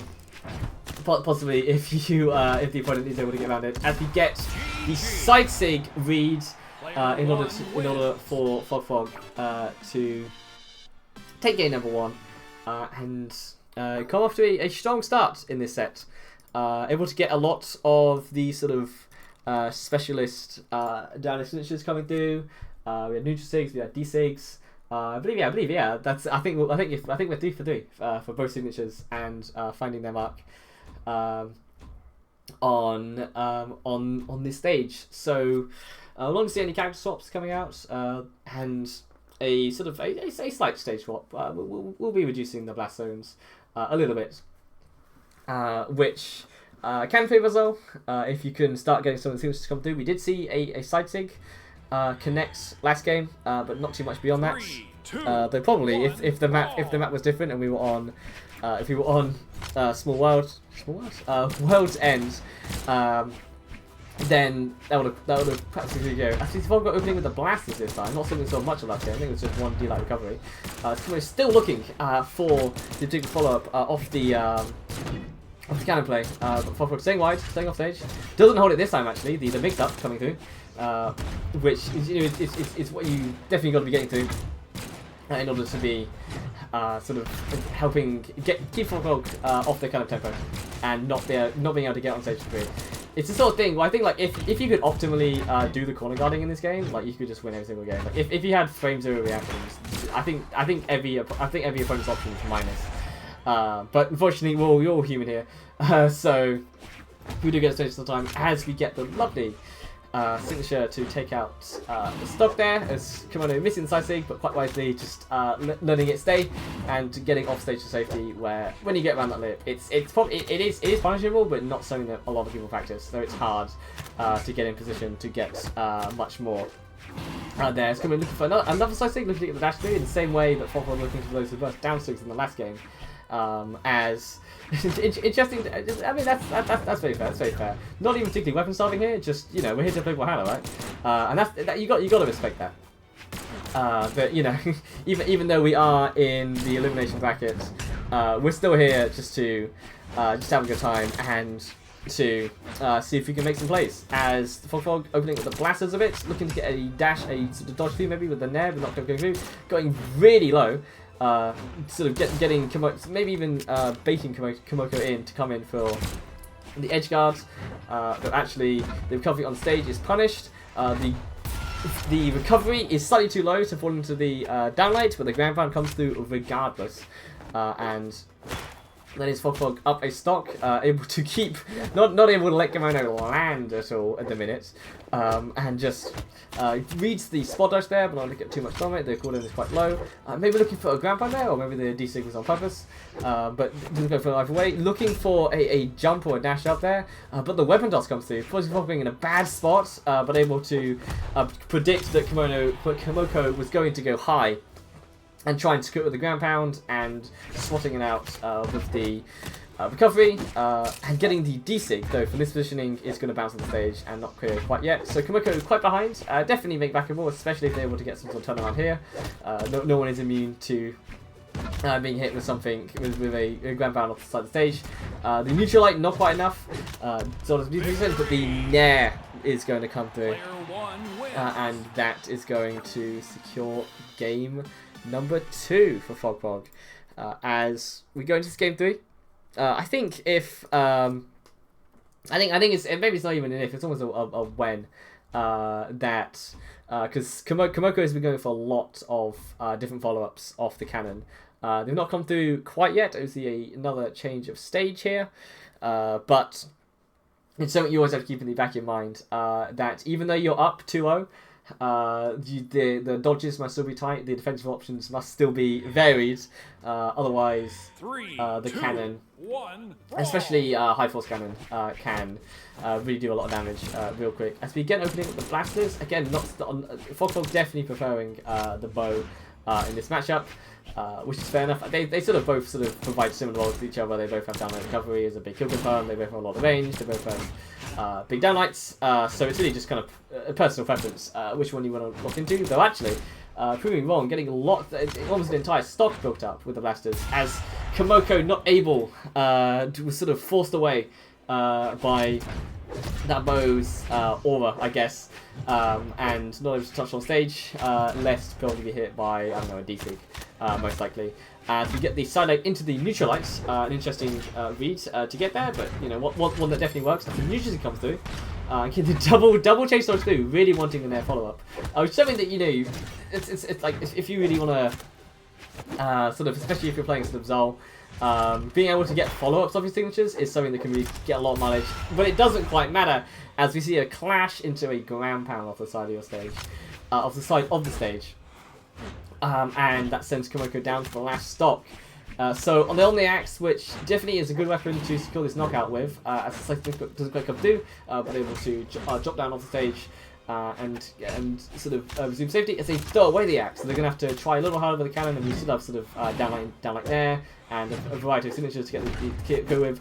Beautiful spot dodge on the ground pound there, getting the down signature as well. That could not have been played better. As Kimoko unfortunately side airs. I think they probably wanted to recover there, but the side air is too low, and that puts them in a tough spot off stage, which Fog is able to secure with the down air. And that is the end of the set. Quite good through. Well played to both players. The Zol was definitely had moments of sort of getting, especially honestly the axe actually, definitely had times of just sort of being able to get swinging, but for Fog's pressure with Diana, especially with the signature kit, able to just get lots of quite efficient knockouts as well, and ending the set. Cool. So we're going to take another quick break. I think we might be back with winners semis. Will be our next match. I think that's ready to go. So this might be a very quick break, but I will see you then.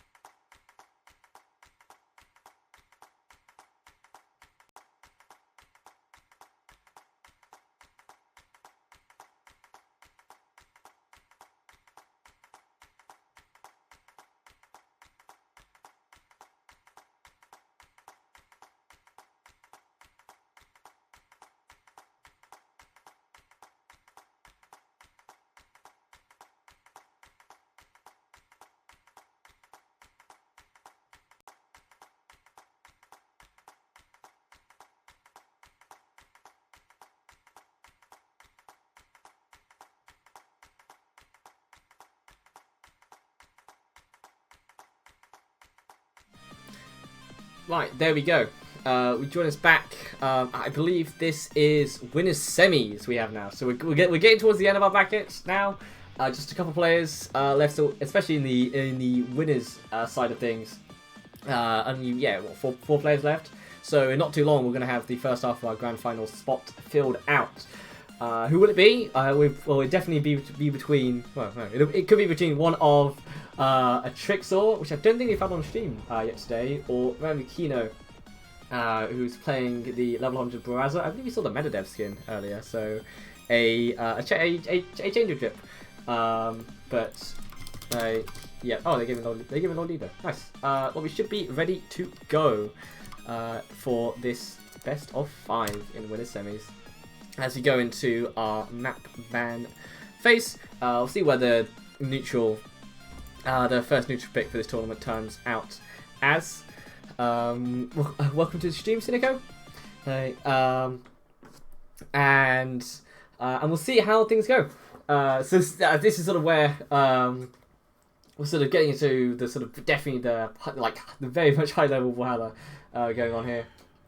3, 2, 1. This will be interesting to see. I mean, the Mirage, a sort of once incredibly meta pick, now just sort of reason over, but actually we get the dodge speed, nearly gets the scythe ladder on top of it as well. Another, and gets his side stick, catching the drift down from Ramikino. An absolutely ballsy way to start game number 1 with the read, and they're still going, getting the scythe player's favourite, the sort of single jump height dare from the stage. Ramikino going for the very high recovery.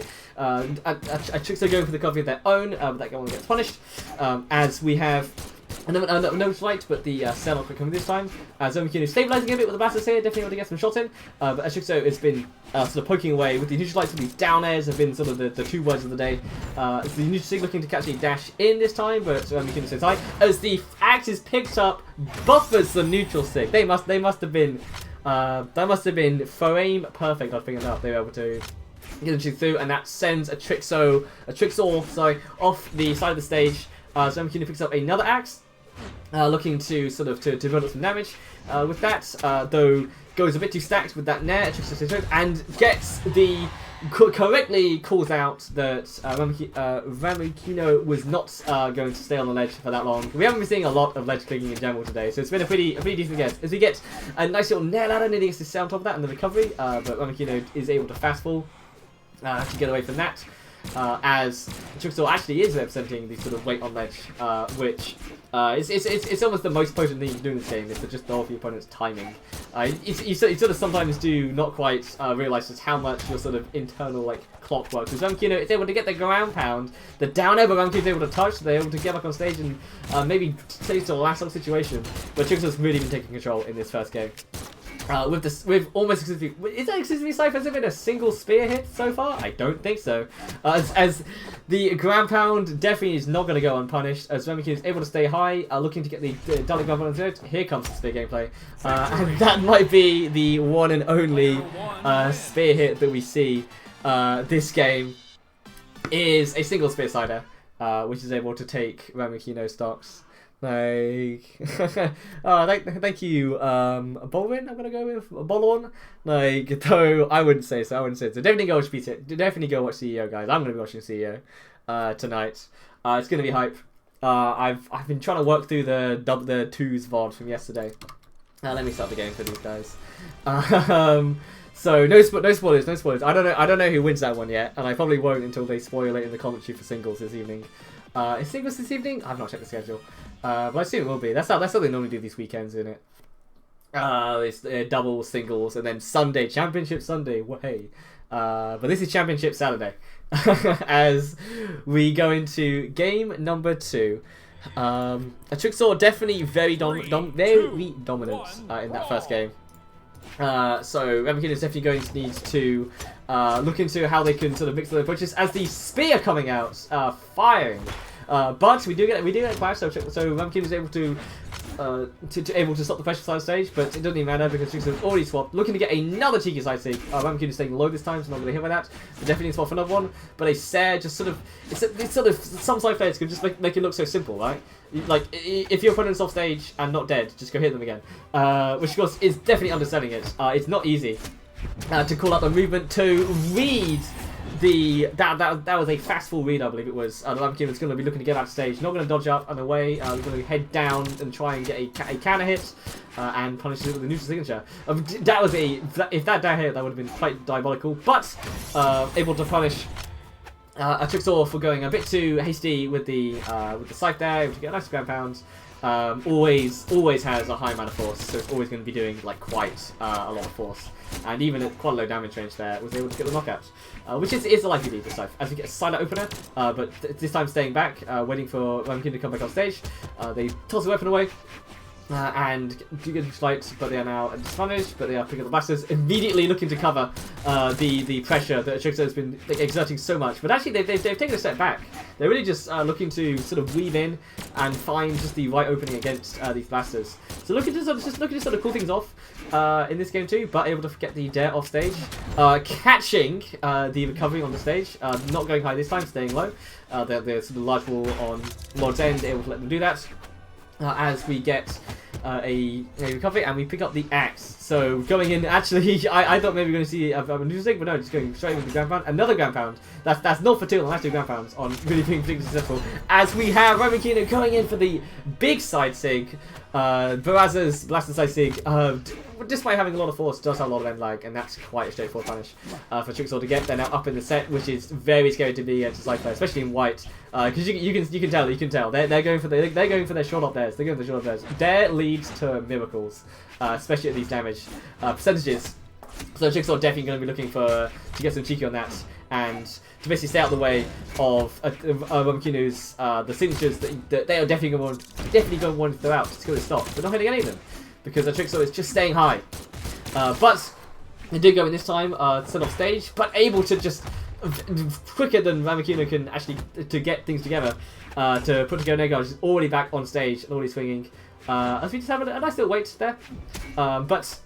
Okay, this time he's able to get the dashing ground pound. Ramakun has been getting called out a lot with recovering onto stage, just sort of like trying to do it as quickly as possible, but recovering onto stage, especially with axe, especially with blasters. Actually, both weapons are really bad for this. Where if your opponent's ready for that, that is a premium free punish that they're going to get there. As the ground pound nearly caps the Jigsaw lacking there, definitely would have sent us to game number 3-1-1. But Jigsaw now saves us with the spear. And we get our candidate spear hits for this game. And Jigsaw looking to finish things off. And again, after all of that craziness, a spear cider is what sends us into game number 3.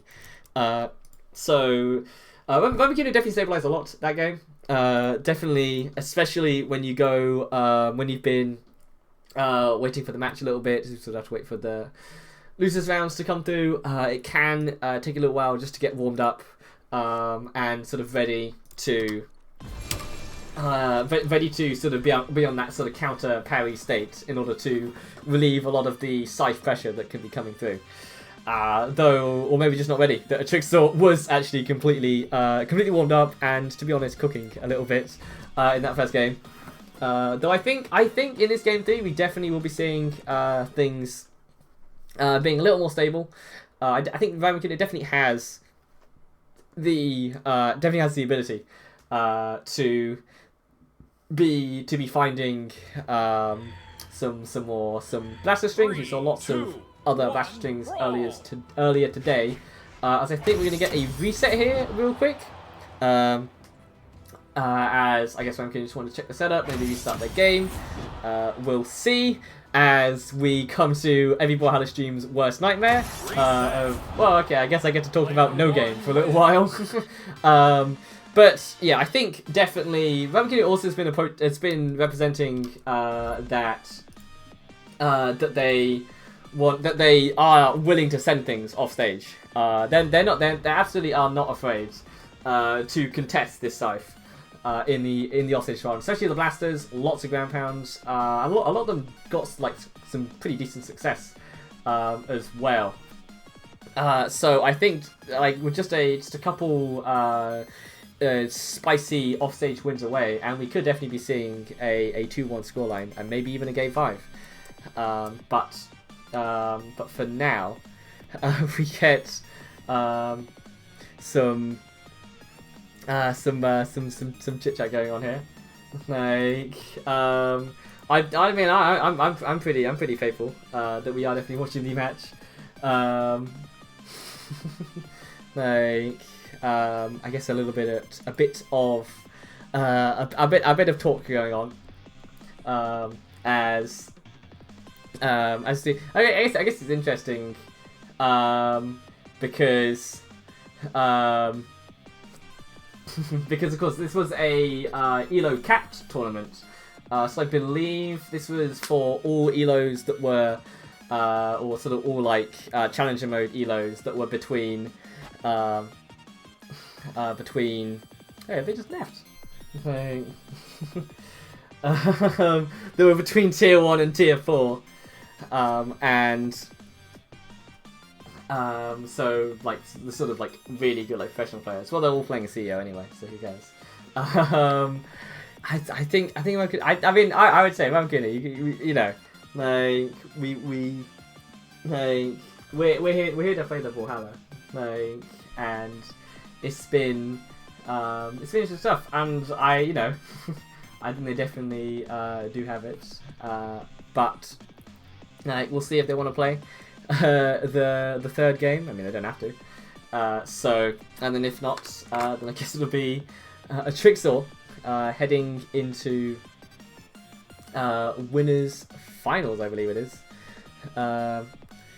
Like, but yeah, I think they might like I believe that like that is the Trixor, but okay, it doesn't look like we're going to be getting a game 3 here, so we'll head to a quick break real quick and I'll pick up another game.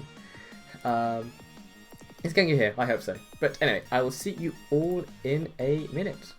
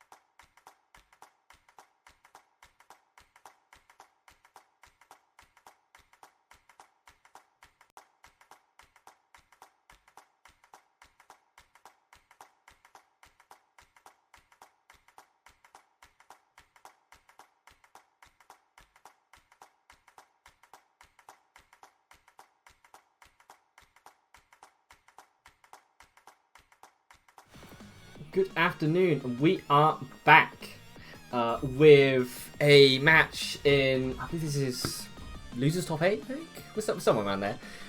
We have JD back on the Cassidy versus, I'm going to go with the, Challenger mode says Nixo Lud, so I'm going to go with that. I guess, oh, actually, no, that is it's written there as well, just with a Y instead. Fair enough. 3, 2, 1. Let me change to the right overlay as we go into the start of this game. So we have more Cassidy on the screen today. It's always nice to see. Versus the classic, the ever-present Fenrir Mordex in the black. Even though we got like a new black color scheme recently as well. This is the OG. Black color scheme as they are sent off stage, but representing very early that they're not particularly worried about being low of options off stage, willing to spend more jumps just to get a safe recovery back to stage, which is something that you need to represent as the sort of Mordex player quite early on.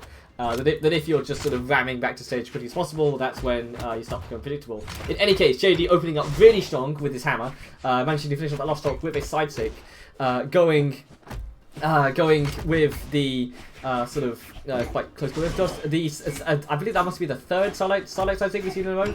Not going for the fourth one this time because everyone saw it coming, so that's when the mix-up comes in. As to get a nice downlight into the set, and he gets the side signature afterwards, but JD sent too far away for that to be too color. The irony being the damage was too high for that one to come through as a string, as JD takes a 3-1 lead almost entirely with this hammer play. And with almost entirely with side stick. I'm not sure if we've seen any of the other hammer sticks as well. Which is interesting as neutral stick is such a big part of Cassidy's game plan. But JD's not going for a lot of stomps in particular. Well, there was one, but it was a grab cancel, so you can't get a neutral signal to carry off that. Neutral signal follow up off that one as well. There it comes out, but not confirmed. We get a side light, reads the jump, nearly snipes him out with a weapon toss as well. Nixon's one more recovery. Or not quite, like looking to get the counter hit off stage, but JD opening up strong in this game one with the hammer, and not even with like sort of particularly I guess gimmicky hammer, just like not going for sort of drop zone recovery cheese, just going for some strings, getting some strings follows with that, and just predicting really well where. Nixolud was going to start putting on the pressure. 3, 2, so 1, let me get the scores updated. There we go. As we go into game number 2, we have our first Blasters gameplay of the set so far. Getting a D-light, though. I'm getting the feeling that maybe the hammer last game was just sort of.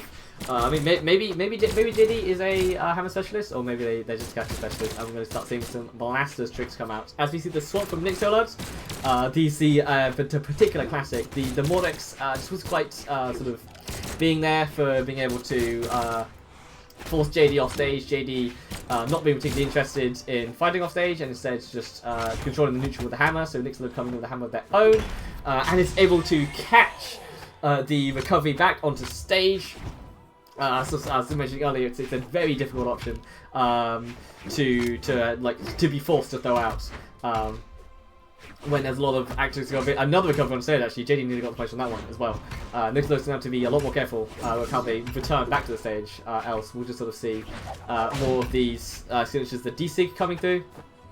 The new one, of course, Cassidy got a little while back, and the, of course, signature going, the D-Sig going elsewhere. But I don't think we're not going to see that because all the D-Sigs we've seen so far have been instant. They've mostly follow-ups of attacks and mostly right in the area where Nixolud has been, which is why they've been seeing so much success. Because of course the real thing with a well-placed signature is not throwing it out, but it's not throwing it. It's throwing it out at the correct time and at the correct point. To where you know where that opponent's going to be. Nixolud going in for a nice little hammer combo, but JD going in the hammer combo of their own and absolutely eviscerating that stock. That must have been 10 seconds with a double stomp into recovery, into a ground pound. Snuffing out the recovery and sending us into game number 3. Of course, keeping things quite rapid in this bracket, in the elimination bracket. As the another character swap coming through from Nixolud. So we're going a bit more kind of neutral this time. The sort of Mordex is all Dex, well, not really, but all kind of string weapons. The Talos being all kind of heavy weapons. And then we have the Bryn. So you sort of keep the axe from the Talos, you get the spear, which could be an answer to especially the hammer if you're able to just sort of stay out of that range. But the blasters are going to be a bit of a counter to that, because if spear is a long range weapon, then the blasters will find even more of that. As you're expecting, and you check the wrong direction. Vanixlord looking for a move to be thrown out over the stage instead with a neutral signature. We see a dare into the down signature, but Vanixlord stays up the way, gets a little punish off that as well. Tosses the weapon toss, and takes the D-Light in as well, as we're looking for probably a stomp. No, just cools out. Of course, I guess we were all thinking the stomp was coming, so a neutral signature catching the air and in the same kind of positioning is a good mix up there in order to rack up some more damage. Not going to get the kill quite yet, but we see a sidelight looking for a jump this time, but Nixlord staying low. Which if Nixlord can start doing that, probably would sort of snuff out JD's particular options. Though of course JD is able to adapt to that and get the low profile side air instead. So reading low this time. And just sort of the kind of end as the game goes. As we see a wake up, picks up the axe, gets the down signature instead. JD looking to wait out an option, but down signature, especially in that sort of zone, is pretty much impossible to wait out. It lasts so long. As the side signature comes through, but is punished by the X ground pound. As we see a downlight dare come through, very quick. That was a chosen bot combo right there with an APM on that one. As we see Nixlord trying to get back over the stage, as JD representing some options. As they dash back, looking to, well, first guard the weapon and then stab out the weapon, as Nixlord off stage, though goes against this time. If there was a sort of a different character, they initially would have been finished there, but thankfully, because he doesn't have too much of that game, they gets the weapon toss down, looking for a wide one, but JD goes in. One more option, but not able to get back to the stage. Though JD looking for stomps. Though actually, Nixlord is able to get around with the sight with the spear and get the side stick. As we now enter a very tense part of our second stocks, though JD is able to break that mold and has been generally quite good at predicting when Nixlord's going to pull the trigger and go over the stage, as actually Nixlord's taking a page out of JD's book and demonstrating, well, okay, you know, axe recovery or non-recovery is pretty bad at the top of the stage, but a blaster's one, like that is one that you definitely just can't be throwing out and getting a punch with. Basically, a D-Light side thing come through, which is an interesting option. I mean, almost certainly is dodgeable, but if you're not ready for it, then it's good as true. And see a more standard down set coming through, which get the high damages, and gets the Monarch rack, gets the dare, not going to get the follow-up that, so the ground pound comes through. It's become actually quite tense in this game number 3. Nixlord nearly able to, nearly about to get on the board, manages to summon like toss. These point like toss has been really good, especially down, and catches the dash through with the down signature. It's been quite, like the down signature has been getting a lot of work done for Nixlord, as they're able to stabilize and send things into a game 4 situation. So I don't think we'll be seeing any character swaps. JD has been stalking on the Cassidy so far, and of course Nixlord is not going to swap off of the Bryn now, as they're able to get some momentum going, and much more strategy contest JD in the offstage. Not necessarily with sort of like crazy gimps or anything like that, but just able to represent. Sorry, I would continue. I just read Jade. We're not continuing that. We're not continuing that one. No, that one's not going in the boss. They'll never know. They'll never know. But we keep going with game number 4. JD opening up with some lovely blasters damage. Oh dearie me. As we get the sidelight into the stomp, catching the dash in there. And see a downlight, though they're actually in this case opt not to get any follow-up with the downlight, but just go over and pick up the weapon, which is particularly a pragmatic option to go for there. Doesn't need too much, as Nixlord loses the stock not long after, and JD is once again in the privilege of being up a stock in this game. We'll see if Nixlord can start managing. We see the immediate pickup experience of neutral signature, very nearly catching as well. Nixlord fighting goes slightly offside the stage. Meaning that JD might go in for something fiendish, which in fairness, I think is actually quite likely. So probably quite fair, but JD stays on stage this time and gets the very bizarre hitbox of that stomp there. I didn't even really know there was a reverse hitbox of that. You'd have to do the biggest pivot on a dare to get a follow-up from that stomp. But that one is a much more standard. That is the old DC come through. Nick's going all the way in for the ground pound, but JD staying wide and gets the down like ground pounds. Down like the ground pound. Over the side of the stage, sending us into final stops as we get some crispy hammer combos. That was like a recovery into a nair, into a D-line, into a Sair, nearly catching the down, into a D-line, into another Sair, catching the down air as well off the side of the stage. Absolutely brutal stop for JD to end game number 4, showing that, I mean, you know, the D6 last game were cute, but once the grapple hammer starts grappling, and you start getting those, they weren't even dodge reads necessarily, just drift reads, and sort of jump reads, and that's sort of where you can rack up so much damage incredibly quickly. I guess it's the counterpoint to when people sort of, we can't be having, you know, heavy weapons in this game. They're so boring. Well, that wasn't.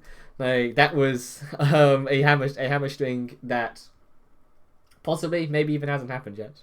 The whole thing. I don't know. Something about combinations. We'll see. In any case, that is the end of game 4. JD progressing in the elimination bracket. And I believe we'll be going up against Crossy Chainsaw, who I don't think we've had on stream yet. We might be able to start that game immediately if they report their scores.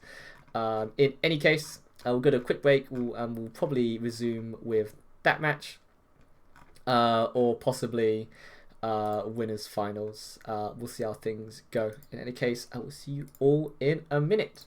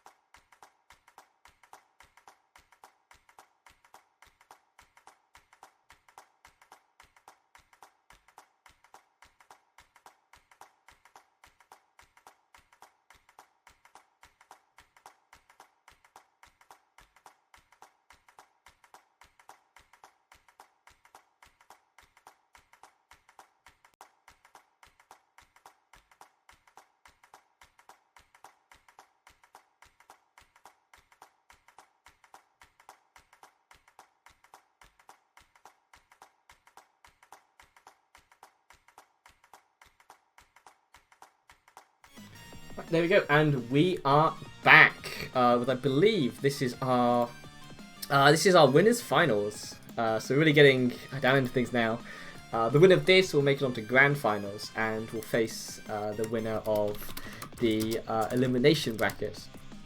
Though, of course, the player that comes into winners finals from the winner sides has the advantage in grand finals. So it's always better to come through for the winner sides. But in any case, that the overlays are sorted, so we should be good to go. We've got two players that, of course, we've seen a lot of today. We've got Vosats versus Trixel, which I believe will be an interesting matchup. Definitely to see, and I think probably very close as well. We of course have Vosats. I believe was our spear specialist for the day. Starting off the Kaya this time, though I'm sure the legend selection will flip around a lot, and Trixel will probably be repping the Mirage again, though we'll see. I'm not surprised if we might have a character swap as well. As we'll wait for a Trixel to join. They're definitely in the lobby. Feel free to join. There we go. No, we don't. We have a character swap this time. A Trixel starting off with the Orion. So I guess a different legend we got going on here. Right, so interesting how the spear versus spear gameplay turns out as we start things off with our winners finals match. We're of course rocking the Valhallan border. So they've been playing a lot of rank. 3, 2, 1, brawl. I forget what the requirements is for EU to get into to get the Valhallan border. But in any case, it doesn't matter because the Trixel is starting off strong with the rocket lance, which is not a weapon we've seen a lot of today, in particular. But able to sort of string a lot of moves together in the air, looking to get a down air to probably set up a bounce pass into a Sare. But already built up lots and lots of damage super early on. And looking for the Orion signatures, looking to maybe get a dash in with that D-Sig, but not quite. That's where's that turn to get a side out with the bow, but not to follow up too much beyond that. Getting a nice down like there, true combo. Looking for maybe to reverse that potentially. I'm not sure if that would have hit if it went off stage, but I mean, it's unclear if Vosats how the dodger was ready for it. Once it's now put off stage, throws up the D-Sig, but able to recover safely. But not able to get round the down signal thrown out, looking to punish it, but the neutral light is going to stuff out any attempts to get through. As just looking to find the stock, nearly gets the silent into recovery. Shout out to when that used to be a true combo with the perfect. That was the perfect spot dodge into the ground pound. It's sort of option where when you see it like that, you wonder like why doesn't everybody in the game do that. It's sort of as a punish, especially to a sort of spear ground pound, which is a slow one and one that's sort of more difficult to just sort of effectively head out. As Vosats put off stage in a really tough spot, but does get the neutral air to come through and let them back on stage. Both players certainly being on stage. Very suspicious things going on over there. As a Trixel really just been opening super strong with the rocket lance of all things. Not at all how I thought this game was going to particularly start, but definitely showing that they certainly have got it, especially with the ground pound. Well, ground pound not being a particularly easy ground pound to hit. It is fast, but it also means it puts you out of shapes almost every time if you miss. But I believe they're 2 for 2 on any of them. I got the one on stage. Okay, 2 out of 3. But in any case, Vosats is able to find the Sare to sort of stop the stampede a little bit and perhaps get some sprint in this game as the Trixel now moving over to the spear, looking for the Orion special. But unfortunately, Vosats thinks that they have got the correct space in that, but unfortunately not quite, and sends it all with the ground pound, which very possibly might not have killed a White. I think a Trixel had most of the options at that point, but would have sent into their edge guard position. But I guess maybe that's sort of when you can make the claim. Maybe that was a bait. That was a bait neutral stick to try and threaten that they were in a bad position when actually they were particularly fine and able to get around it. As the Trixel now up a whole stock. Was that looking to perhaps stack things up a bit with the bow? The neutral stick was ambitious there. Trixel staying high. Though I suppose with that kind of distance, it doesn't really matter either way what you want to throw out. You're just kind of waiting regardless, so might as well. As we now some spear versus spear gameplay, whereas it's able to cover their landing almost onto stage. They sort of throw their weapons off and get the connection, but not quite in position to pick up and actually get back on stage. You see a neutral signature come through on stage. That's a pretty straightforward punch for Rosat, so not able to get a particularly big one. Sort of the standard option of a side sig is quite difficult to hit on Kaya, so you're looking at some different things. As we instead get a Nair. I think Rosat's able to stabilize quite well actually. For being down a whole stock, they're probably down, I don't know, like half a stock. In the orange, and you know, with some decent bow neutral things like, but a Trixor looking to send it with Rocket Lance, get one of those patented anything into a Sair to put your opponent in a really bad spot, which is what Rocket Lance is super scary if you can get you in that position. In any case, we see Rosat trying to approach with the downlights on the bow, staying at this sort of like full stage range is what you're kind of very much looking to do as the bow player, because you're kind of in downlight range and they're not kind of in range for anything. Rocket Lance not having particularly big disjoints, though of course desync is a cover for that. In any case, we're now trying to see if Trixor can find the knockout blow here, though. Rosat staying quite elusive and staying just largely out of range in general. Definitely falling back and trying to get things stable. Looking to get a weapon toss confirm, though actually mixing up the tempo and going in with the haymaker, though not quite. And now we're knockout percentage for Rosat, so they now have to go in and be in Orion signature zone. But there's not nothing else to do. You can build as much damage as you like. The side sig punish was nice for that. For the side stick there, but not going to show it. The recovery is nice, but very high ceiling, not leaning too much beyond that. And now Trixor are going in with the weapon staff here, looking to keep Rosat in this fine state and able to call out, Rosat's return back to the stage with the spear side air and sending us into game number 2. The mythical Trixor. Will be sticking with the Orion, and we'll be having a Orion mirror match going on here. We have Rosat's making the switch to the quote-unquote Artemis that we saw earlier. Look, come on! Look at that skin. That's so. that really could be an Artemis skin. Like, I guess they cooked a little bit too hard on the battle pass. In any case. We now have ourselves a Orion. I believe this is the first mirror match we've had all day, actually. Interesting to see how Rosat's can perform with the Lance. Doing well to nearly got hit with the critical give, but actually gets the clash on a Trixor's recovery there. Probably actually looking to suffer that entirely, but the clash is good either way because you get the sort of downwards through the hitbox, and Trixor nearly able to snap back to the side there, but not quite. As Rosat now takes a lead in this game number 2 with the Orion. With what it looked like a Trixor was playing so strong as, or says, well actually, I've got ourselves. As we've got neutral sticks of our own as well, as they caught out the spot dodge with it, gets the punish though on another dodge on the spear ground pound, and then into the turn ground pound punish. The neutral stick not quite going to snap over stage, so probably actually safe in that position to not put yourself off stage like that versus Rosat's. As we open up with sidelight, but the Trixor goes high, the high options in general just being really difficult to punish or to really follow up on a spear sidelight. You really want those low options, but if your opponent does give it to you, then you sort of have to start guessing more. As Rosat's looking to secure the KO on the Trixor's second stock. They've definitely stabilized a bit of Trixor.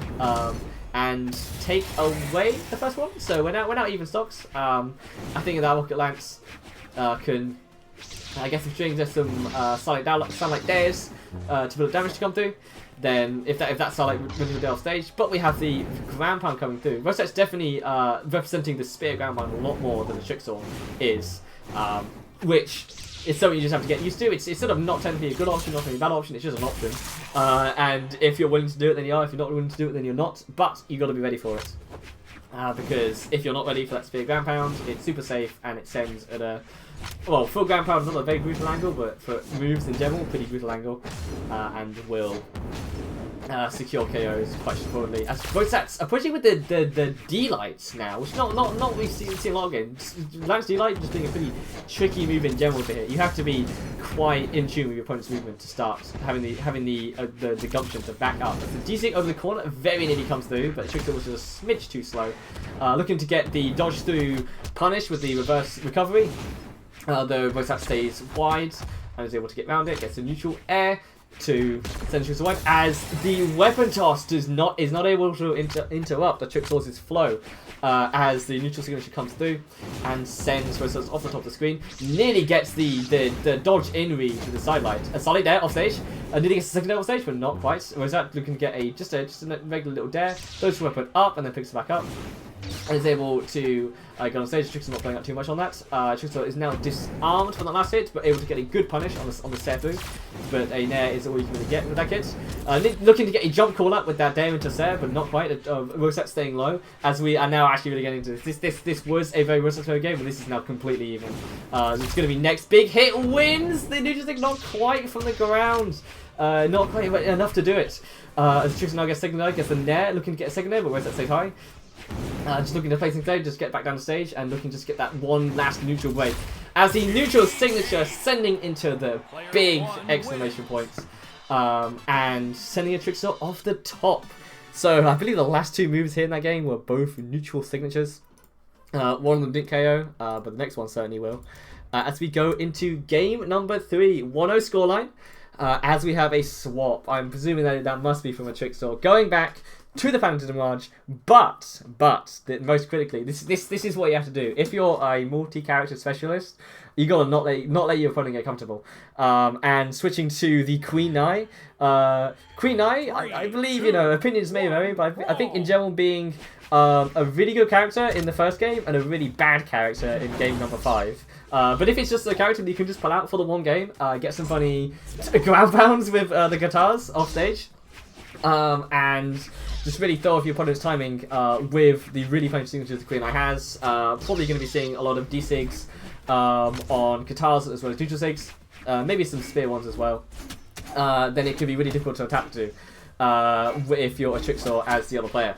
But that's what you have to utilize if you have this large weapon pool. So you got a big bag of tricks. So bring on the tricks. Though actually, we've seen quite an honest start of this game after saying all that.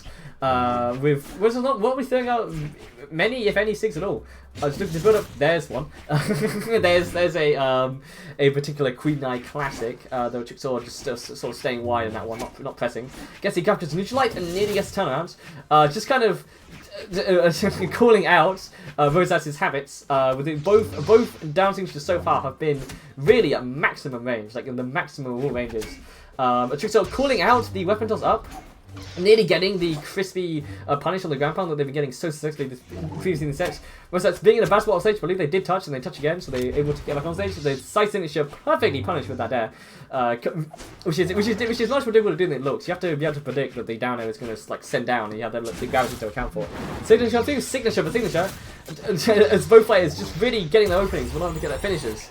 As Rosats gets the much more sensible spear recovery and sending off the top and sending us into the second stops. As we're looking to extend his lead, the Katars is a pretty decent choice in order to do that. So we look to get a down air, but doesn't pull the trigger on any particular follow-up from that. Just looking to get that information and sort of store that in the back for when we next get the dare on stage. As the Scythe ground pound does have a more forgiving hitbox, especially when we release it, then it often seems sensible for it to. Check that one in the replay later, for that must have been the very extreme parts of that hitbox. But Trickster picks up a very low dare, puts Trickster in a terrible spot stage, but they're able to touch. Rosat's looking to punish the DC, but gets the super quirky downline. I've just never seen it drop like that one. Just picks up on a really obscure part of the hitbox. But Rosat sits away. Sort of resets neutral on stage. Once again, approaching, sort of threading with these down signatures. They're not necessarily sort of meant to hit, but it's kind of sort of like when you're at kind of maximum range, you can just kind of throw them out. They either hit, and which is great, or they don't hit, and your opponent's too far away to get a punish. So it really is just free, which is the sort of tempo that you have to build as the sort of the queen out here. Chuxel going in for a scythe engagement off stage, but not able to get too much on that. But it does find a pretty big ground pound off stage, but not able to punish any further as Rosette goes low. As they find the dare off stage, looking to get the downlight to send probably the hard hit box off stage. As well as looking to make their own stage. Chuxel calls out the jump in. Maybe you're expecting down signature there to call out a dash onto stage, but actually goes for high option. Rosettes are predicting this time. It's how the sort of opposites works. Where like last time Chuxel was staying put, so Rosettes going something to punish that, but then Chuxel is now like another layer in, and now is approaching with down signatures to get the approach back onto stage. As you get the neutral light into recovery. Pulls out Chuxel's recovery, but not quite able to catch the stock there. Another neutral light to punish a Spear D-Light. It's been a bad day for throwing out Spear D-Light. The ground pound, particularly ambitious off stage. Maybe they were looking for a dash ground pound rather than a dash D-Sig, because a Chuxel would have had to try very hard to get hit by that. But in Venice, it's sort of the unconventional plays that can put especially the sort of the more technical side players, into a bad spot, into like when they've missed that ground pound, it's like, oh, hold on, where are we? What are we doing now? And that's when the sort of you can get some interesting options to secure the knockout, which is what the deal said. Jigsaw once again is representing that Rosette is willing to play that sort of half stage length quite a lot, especially when they're ahead. And just sort of wanting to stay over in the corner, which as a side player is where you want to be, because you got a lot of active input. You can kill a lot more moves over there, especially when you're facing them than most weapons can.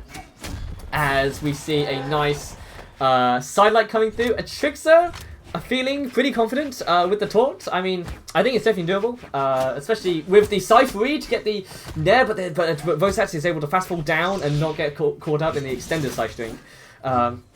But Trickster's going for the side ladder, but it's great damage to put up early on. Gets a double neutral sig. It's not a dodge read, so not able to get too much more beyond that. Calls out Rosetta's timing. Nearly gets the neutral sig. Rosetta able to dodge through. Another spear recovery attempted, but not able to get the punish for that one. The first neutral sig of the game is thrown out. Gets the very tail end of that. I think if they got the whole build-up here from that could have been a direct knockout, but is not quite there yet. As we're now looking for a sort of finishing blows. It's definitely not in finishing blows for a ladder to go, but a signature or just at a force on stage definitely could close out our game here. But we're going to need a couple more neutral wins from both players in order to really score things. A beautiful punish on that down signature there. Jigsaw actually showing that they do have the answer to when Rose is going for these quite ambitious, thinking that they're safe across the side of the stage to get the down signature there. Jigsaw is able to come in real quick. With that, nearly gets the neutral light recovery, which went in the game, but Tricksaw falls into their dodge, gets the weapon toss into the recovery, taunts, but unfortunately, not quite, but the signature, the down signature, I believe, if I'm not mistaken, they were like 0 for 9 that game. Rosette with the D6, but the 10th one, it came in when it counted, and is able to secure in a very tense game 3 situation, is able to secure the win for Rosats as they go into game number 4. We once again have weapon swaps from both our legends. It's not quite the 10 legend bonanza that we had a couple of rounds ago, but it certainly is and it's very, very exciting to see. We're going back to the Orion, so I guess it's an opportunity to go. We're just swapping over to the Mordex, which with I believe I don't know what we're going to be coining this drip. It's like the anti-meta drip. I don't know what gauntlets they have, but if it's not red and it's not gloves, well, actually it won't matter. They won't actually need to throw fists at all. But unfortunately, Schuster gets the reversal, but it's not quite enough to come through. Schuster back on stage, off stage with the lance, able to push back on with the Sair. Quite a gutsy option, but Tricksaw was perhaps waiting a little longer, so they're able to get away with it. Sends the Dare off stage, gets the fatal in the recovery, definitely dropping down, ready to call out the Scythe recovery, the Rocket Lance recovery, but able to just completely out of nowhere just predict that Rosats was going to try and head low on the ledge. I mean, it's not an option that you really can cover very much. Tsushima gets the extended side strings here, nearly gets the recovery to end off the stock. It wouldn't have killed, but it would have been a really bad spot. He gets the sidelight, doesn't even throw out a button afterwards, just looking for what their follow-up is going to be. As they get the side thing with Rosat rolling options, not much they could have done to avoid that. As they get their stuff out of the recovery, and they get more recoveries, all you get, but it's exhausted. As a Tricksaw is waving goodbye to Rosats, though it's not quite yet. even if Trickster does win this game, we'll just send it into a game number 5, and they'll have another set to play, another game to play in order to try and win it. As Rosat's looking to get an away signature in order to secure this first stock of a Trickster. Rosat's deciding to stay back.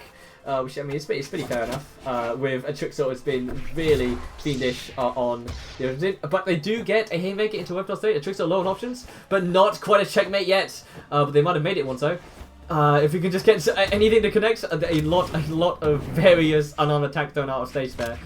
Any one of them would have been brutal, but unfortunately unarmed is still a bad weapon. As I believe that was the snap onto the stage turnaround stare. A rocket launch specialism. Not one that's easy to hit, but one that can catch your opponent off guard, and in that position is super good to be able to secure a KO if they're on the glass. So we get a dare into another dare. The neutral light, but Rosat stays wide. They got enough just enough to the stage. Gets another instant boost there off the side of the stage, but not quite enough. Gets a set into a dare, but they're out of options, so they decided not to send it any further off stage, which is pretty wise. The set onto stage, which worked so well in the first stock, did not quite cover this zone. A Trickster stays high and is able to punish that. Gets a dare into stage, double dare, not quite.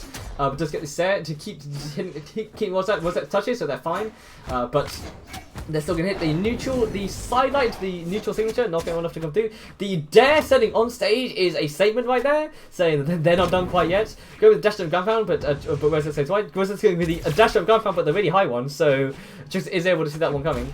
As Rosat's able to call out the ground pound timing with the weapon toss up, but not able to do much more than defend their position. As we go into the trying to get a recovery, a Trickster is edging over very closely, going with a dash jump reverse set there to try and finish off the stock. That would have probably done it. We're going to initiate. We've not been seeing much actually gauntlets at all from Trickster game. It's almost entirely Scythe. See if these gauntlets can come in and get that a single neutral light to send us into game number 5. How long is this game? This game is going to be one game longer.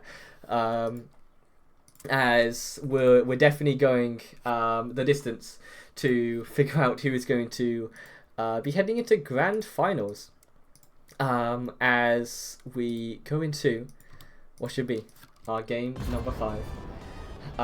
We still get another legend swap from Rosat. We're getting off the Orion. We're going into Ulgrim, another legend with some signatures that you've got to be careful for, especially to get around. Are we going to start this game?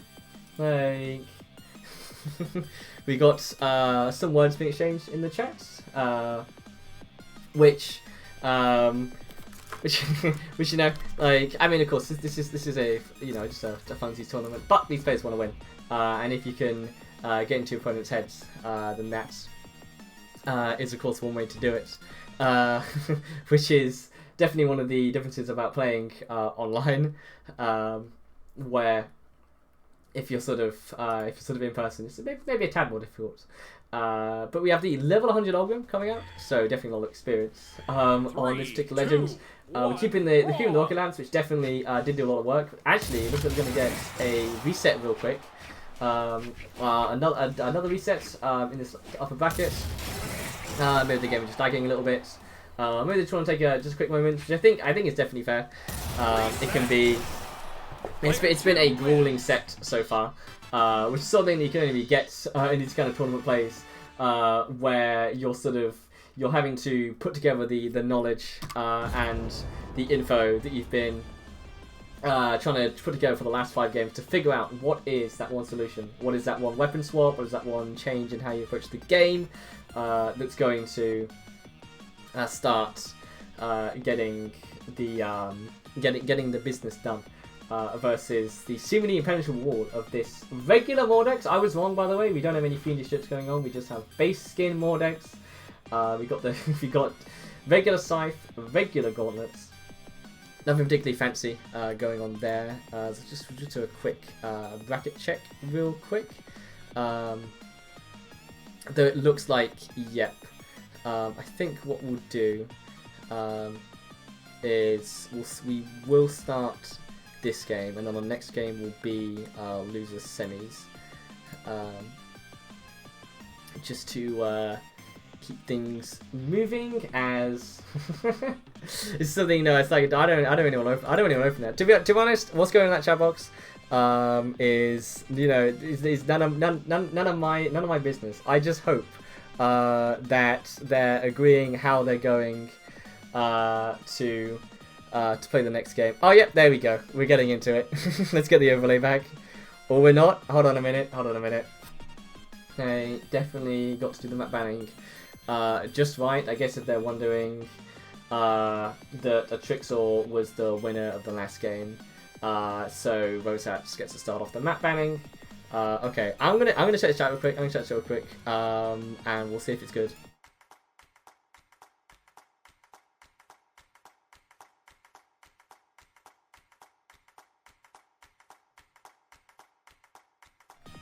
I don't know. Presumably they're gonna start.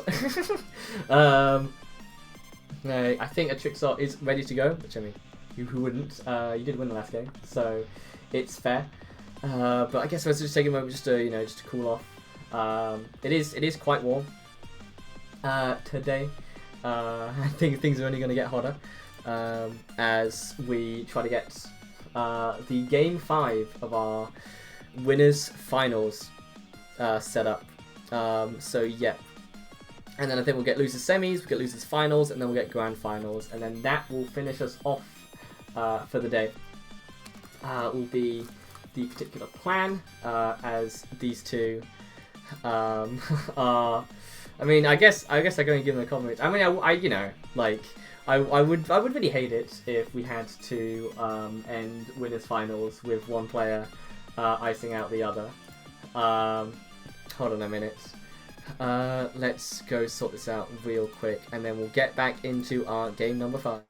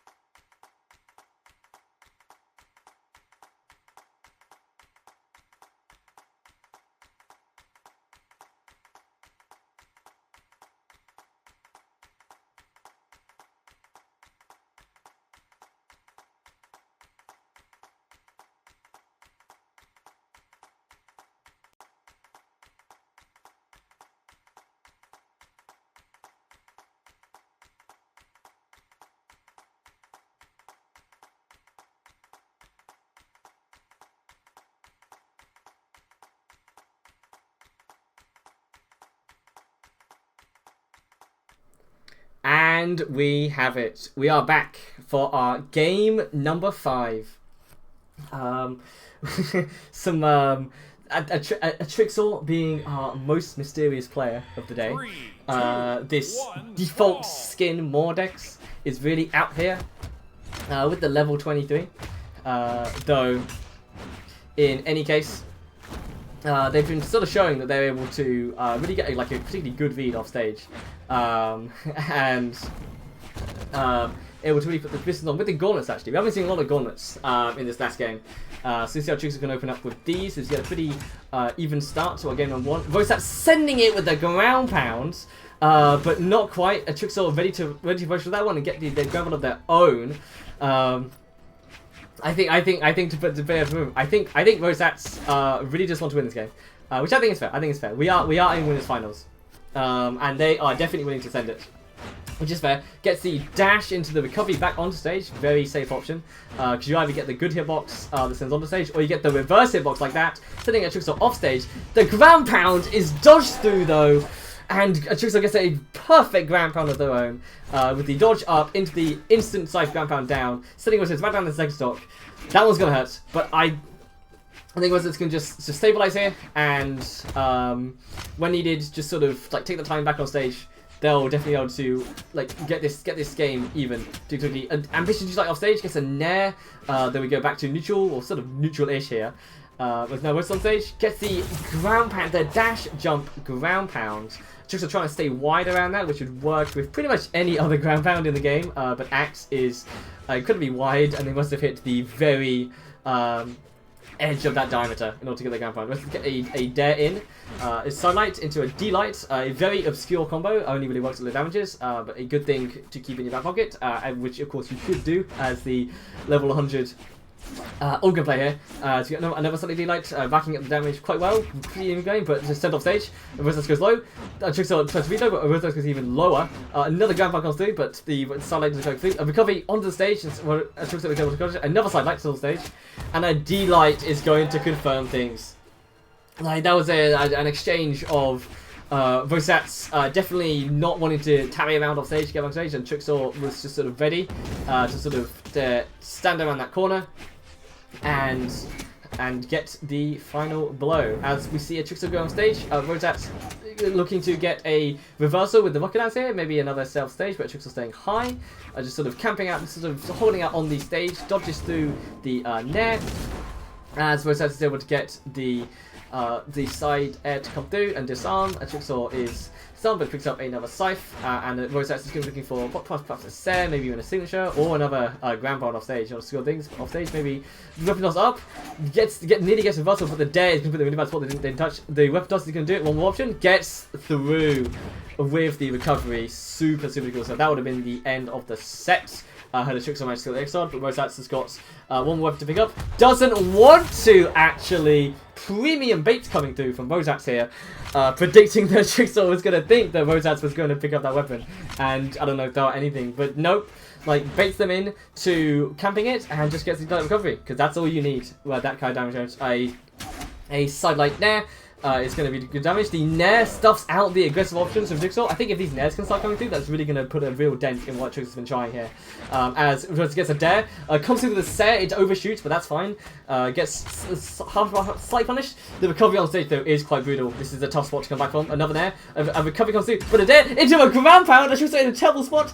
Doesn't have the movement. And Rosats in a clutch dare into ground pound, sending a Trickster to the elimination bracket, into what will be, I believe, elimination finals. That ground pound meant a lot. And you got to respect it, especially in that game 4, to come back, to brush that off and put out confident plays of your own, especially in a tense game 5 situation. That's esports. That's esports right there. In any case, well played to both. Rosats and a Trickster, because that will not be the last we see of a Trickster. As we cut to a quick break, and I believe we'll have losers semi-finals coming out next. See you.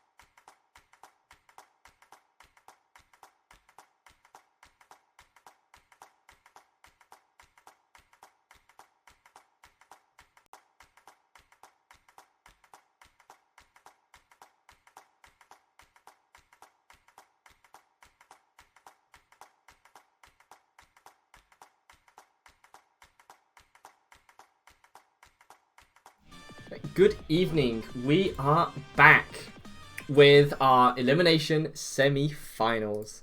We're getting straight into it. These players, they ain't want to wait on for long, which is absolutely fair. Let's get some more. That last set was absolutely frenetic, so I can't wait to see what we get up to. Let's just get the overlay set up real quick. As we see the Cassidy versus the Chun-Li, the Wushang crossover, of course, for this game number 1. There we go. Right, as we see, I wasn't able to see it, but I did hear it. That was a lot of Massa's swings coming through presumably JD, as they're able to catch the dash in as well from Daimos. But they're able to just about work around the hammer going to get back on stage. You see side light come through, but sort of side light is really difficult. It's both Spear's best and Spear's worst move in the game, where you can get so much off it. Not here, because JD jumps up, but also if you miss it, well, there you go. That's what can happen. It's one that you have to be super duper careful to place well and to not be punished. If you can do this, and thread in your Spear sidelights when the opponent's not quite able to get the punish for it, it's pretty much unpunishable with its huge boxes. But JD's able to work around it quite well and sort of call the timing. As you get a sidelight down like set, the weapon toss as well nearly catches the very quick recovery back to the stage. As the down signature comes through, a medium punish from JD there on that one, but that's a better one. The neutral signature comes through, though, as it sort of has such a quick signature, it didn't quite be forced to knock out here. That side thing would have. As you see the neutral light come through, and actually, Diamonds is I guess the Starlight follow-up into a downlight Sare, which is not quite enough. That is surprising. And JD able to reserve their dodge in order to get back to the stage. As we see Diamonds trying to get this last hit coming through. That was like the third D-light in a row. Nearly gets the instant recovery upwards, but that is going to be a pretty straightforward punish on the down heavy there. Silent recovery, nothing JD could have done there. I mean, you could jump, but you're just going to get hit by the recovery anyway. As Diamonds ties things up 2-2, I think it was definitely into off JD at the start of this game. That was going to kill.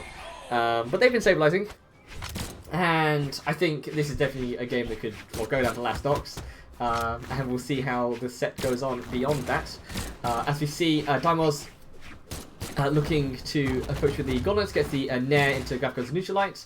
One of the combos which I bet has existed for probably since the genesis of BRAWLHALLA, but it's only in recent years people players have realised that this is actually a reliable follow-up. As you get some blasters, swings complete side lights, not going to be able to get the side Sare. Two combo is a nearly two combo off. But it's good damage. Slightly comes through. We get a dodge down this time. A super big committal against Spear Sidelight because double Sidelight will cover that and that will kill. But it works at this time. Diamond's not ready for it. This stops there, sends off stage. One more mix up. Goes low, but not low enough. Or too low. In any case, they would find the recovery that follows. As JD secures game 1. In reasonably convincing fashion, though this is still a long best of 5 to go, so we could actually be seeing a character swap here from I'm gonna go with Demos. Actually, I'm gonna go with Demos. No, Damos.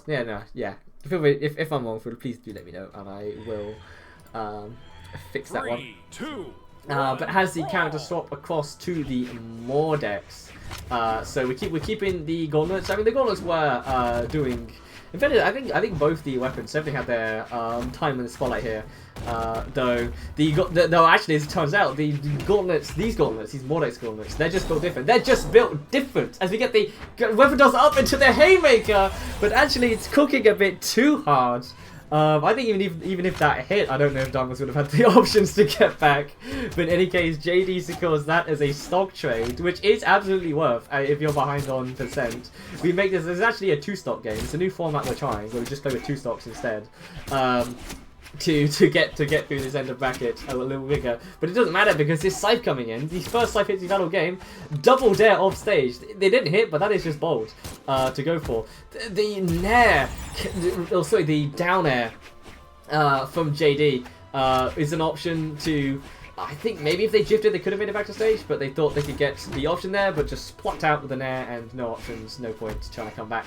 But that one is Zamos opens up strong in this game number 2. The Mordex, like even with the weapons, just the Mordex aura is really all you need sometimes. Playing that Fenrir, and I believe that's one of the esports colors. I mean, I would say one of the nice ones, but they're all pretty nice. What are we on, like V6 esports? As we get the Dare grab pencil sidelight, calling out the jump to end the game with all the weapons. First stock, absolutely obliteration on Gauntlet. Second stock, Scythe Masterclass, and then we're just getting unarmed combos to finish the game. That is one way to respond back in our game number 2, and send us into game number 3, 1-all. We're gonna see a switch here. From JD, who I just noticed has the max mode tag. That is cool. I wish I could have gone to max mode. Wait. Yeah, I forget. Which one was the invitational one we just had? No, max mode. I think max mode is open. Yeah. I'll be at BCX though. I hope to see as many as I can at BCX later this November. It's gonna be a great one.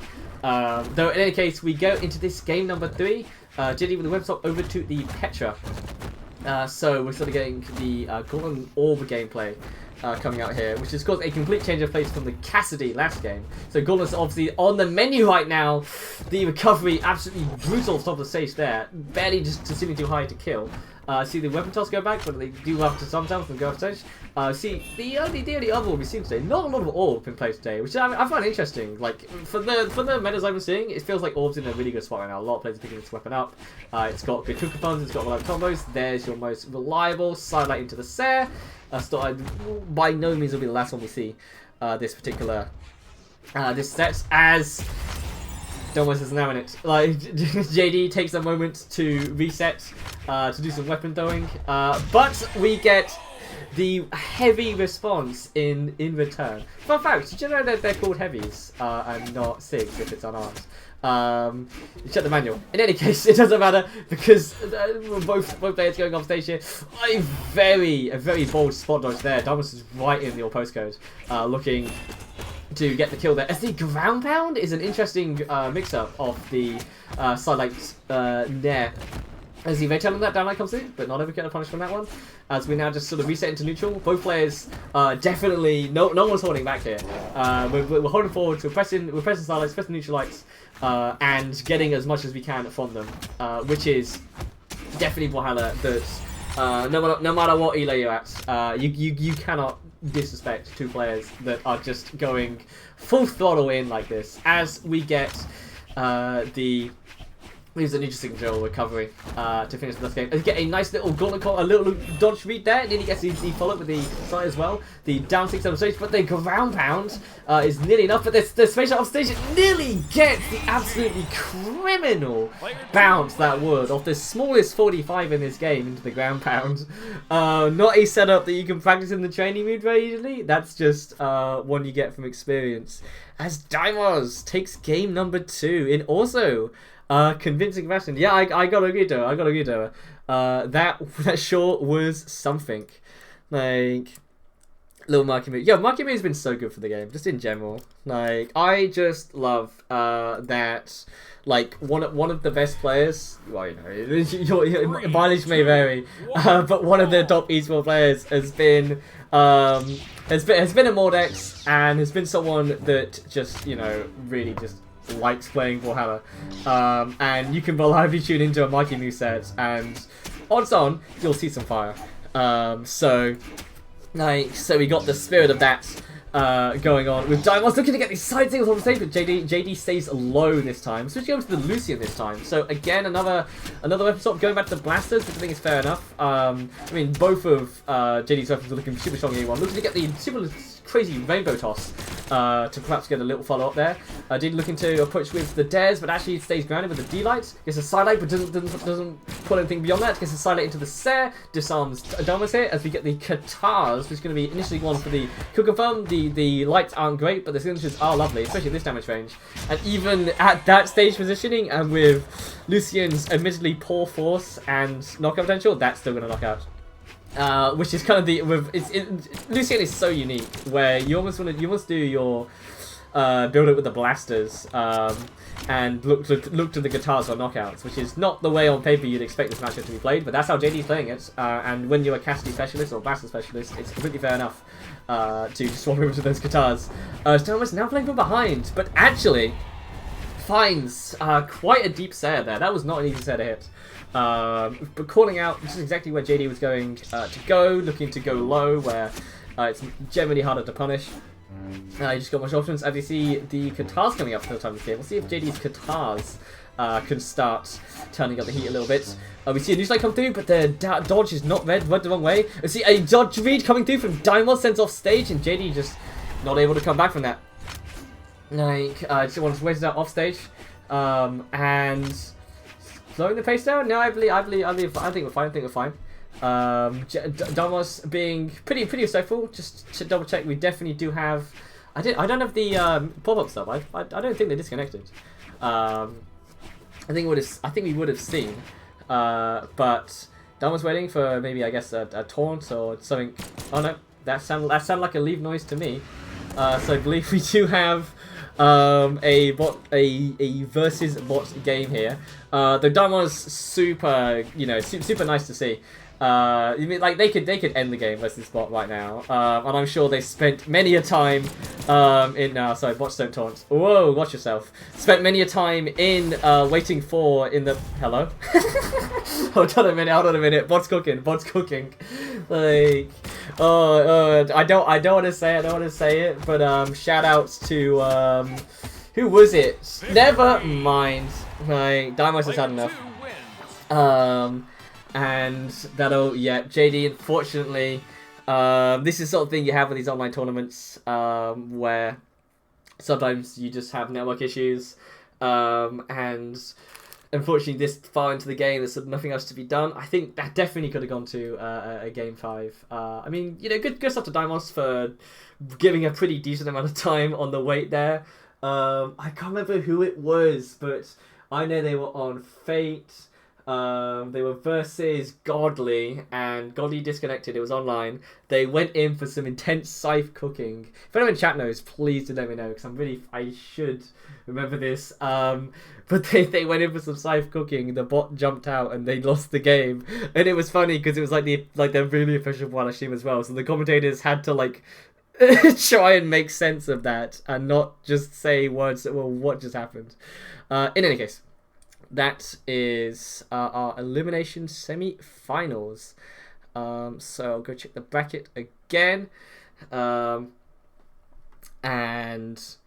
we'll see. We'll go take a quick break. Where I think we'll be most likely back for the losers finals. Will be Daimos versus a Trixor, our most mysterious player this afternoon.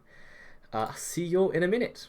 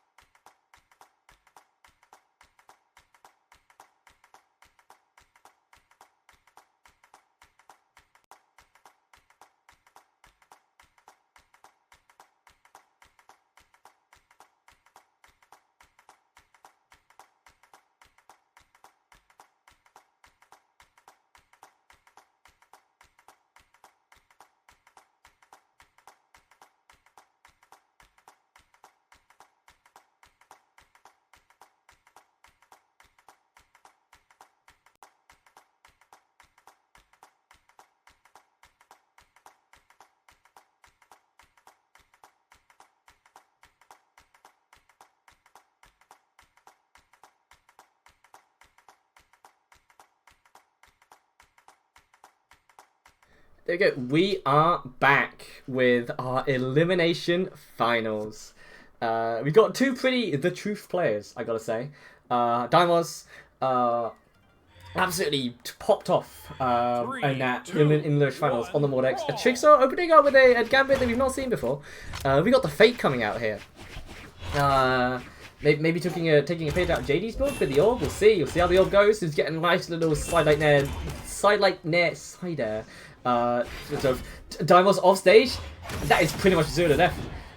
Just actually stuffed out all the options off stage. Left Daimos with not a lot of room to go, and the Grandpa will secure it. So a Tricksaw, even after little wait, still absolutely able to play completely hot. At a moment's notice, as we look for the Scythe plays there. You know they want it. You know they want it. Scythe there is just so incredibly good at low damage ranges, and staying aerial is so good at all damage ranges that there is just such many options. The double sighting comes through, and the triple sighting, quadruple sighting comes through. And the mix-up. See, everybody was expecting another sighting there, but actually you get double Lucy coming through. So maybe a down is going to come next? I don't know. But that's too predictable. As you get the dare, not quite in positioning to get the double dare or dare recovery. it is a down signature. Alright, so we got around the world, and it is instead just a Sare. This is going to take things off, as Daimos does not have the options to make it back. And they're up against the wall here in this game number 1, as a Tricksaw able to get the Neutralite in order to get a bit of damage hold up. The side light not able to clip below the stage. The Tricksaw looking for more off stage. Daimos going for punish off stage, and actually, a Tricksaw was looking to punish Daimos was looking to punish Tricksaw with Daimos, and the whole thing got in a loop, and a Tricksaw ran out of options off stage, looking to snuff out Daimos's. That's fine. That was stock at red. They're still solid in the lead, but there is definitely signs of life for Daimos, who's able to get a super deep Sare and a dare. That's gonna be it, and a nair as well. It was already it, but just in case, we gotta get one more move. I guess neutral signature was in the option for orb there, so they had to super duper secure it, and also stay out of range for the neutral signature, which definitely is coming. But we're down to final stocks. It's super critical turnaround there for Daimos. In order to look for the down signature, looking for dash away, but Tricksaw dashes in, but not able to punish the down signature. Daimos has barely been touched. We don't have the budget on this stream to get like the damage, charts and all that stuff. But I bet if I could, it would be absolutely flatline for both Daimos and a Tricksaw, but in completely different ways. But it's not enough, and a Tricksaw is able to stabilize and is able to get the game number 1. But that sure is one way to start off our set with complete domination at different points. It's surprising to not see a character swap there from a Tricksaw. Maybe the Mordex or the Mirage is that's like a tier 2 thing, you gotta get through the fates first of all before we start talking about getting the Mordex gameplay out here. I mean, Mordex Dittos in Losers Finals would definitely be a what year is it kind of situation. But maybe that's current year. That's where the meta is right now. The meta for BRAWLHALLA right now, guys, is we play BRAWLHALLA. Was that a triple ground pound? They all missed, but it's all so ambitious. Right, which, we're going to see another one? Daimos goes to the ground pound. The Tricksaw was on stage, but it doesn't matter. Because Tricksaw then is able to go off, or Daimos looking to cook, just gets the gravity cancel side signature. But that's a big nail stage, a lot of momentum on that. And the absolute frame perfect neutralite in order to relieve the pressure there. Looks for recovery, but not able to find it. Gets set onto stage, but not able to follow much on that. It's just quite grounded and didn't send the signature angle. The spot dodge, absolutely read by that gravity cancel neutral signature. That covered one thing and one thing only.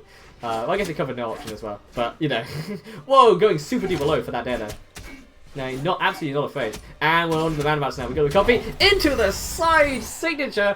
That is second stock that has been confirmed this game with Galcar's side signature. Both characters able to do it on the same weapon as well. Absolutely able to turn with another D6 donut. The D6 haven't been huge, but their time is coming. Their time is definitely coming.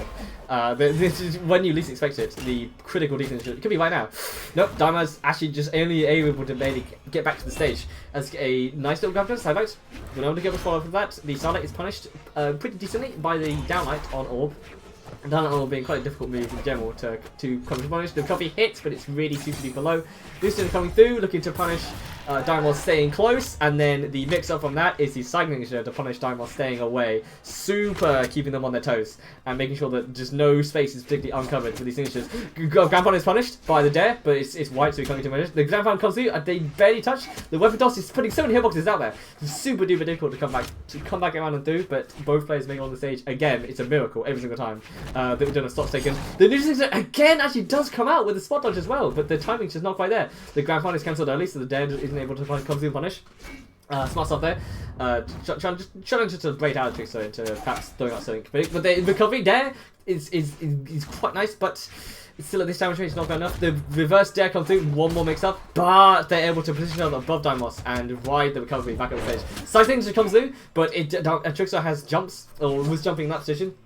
That was going to see we're both happy. It's just dash and drop. It's just dash and drop all to do. A dare comes through. Side signature looking to finish off the game how we started, but not quite. They're also going to go high. The set over the ledge. We're definitely the Darmus is going to send it, right? Oh, but the Trixel thinks it. Trixel dodge. And Darmus actually does not send it at all. But actually, of all things, who would have thought how this was going to end? Was going to be a weapon toss stuffing a recovery. As we go into game number 3. And what is this? Not the character swaps that I don't think any of us were expecting here.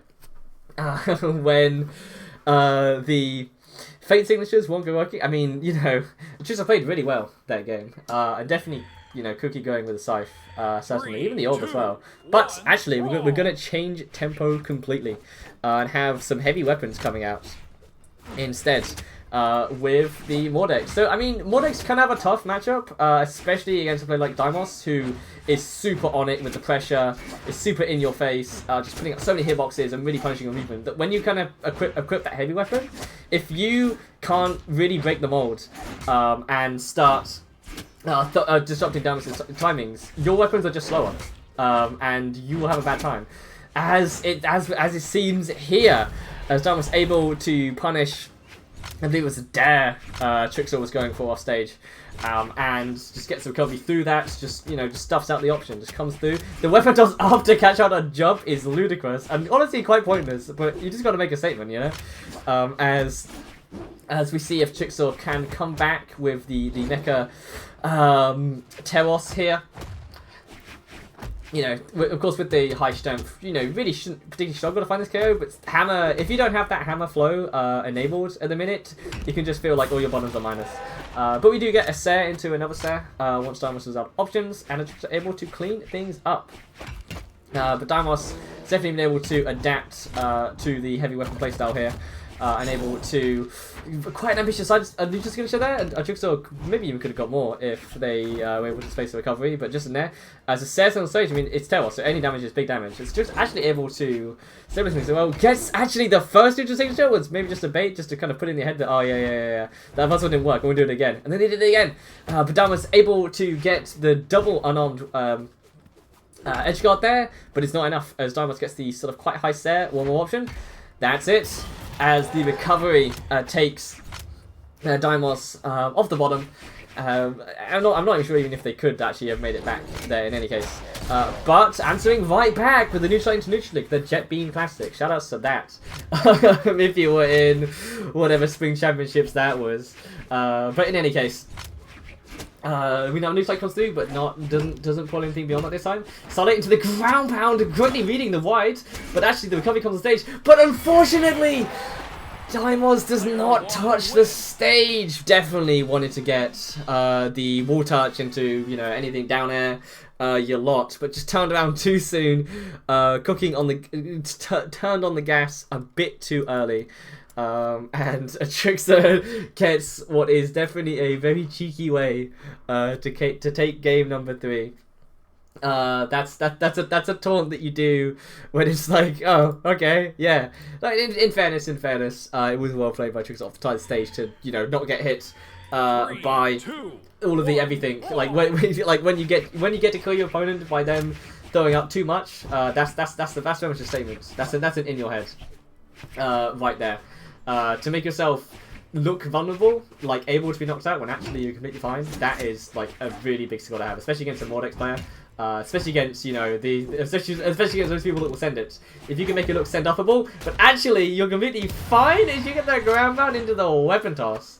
That is definitely one way to open up game number 4. And this is tough. If you're looking at the battle list as Dynamos, you really gotta dig deep. You gotta get these gauntlets to come through and release it on and get the down signature across the side stage and the ground pound as well, but they did manage to just barely touch and stays fast falls low below the ground pound to get the down light into the another ground pound. A third ground pound comes through.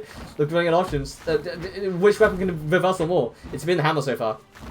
Starbucks just managed to get back on stage, but even though those recoveries didn't kill, they do hurt. As the neutral signature perfectly calling out when Damas was going to come over the stage to come through for a punish, able to just poke over. Atrax has been really good with these neutral signatures. Like you watch it in the super high tiers, they never, and that is literally it. That is completely it. Just out of nowhere, a deep off-stage ground pound. Daimos going for the big money plays, but unfortunately, the Teros hammer recovery. That was an almost entirely hammer based set of gameplay.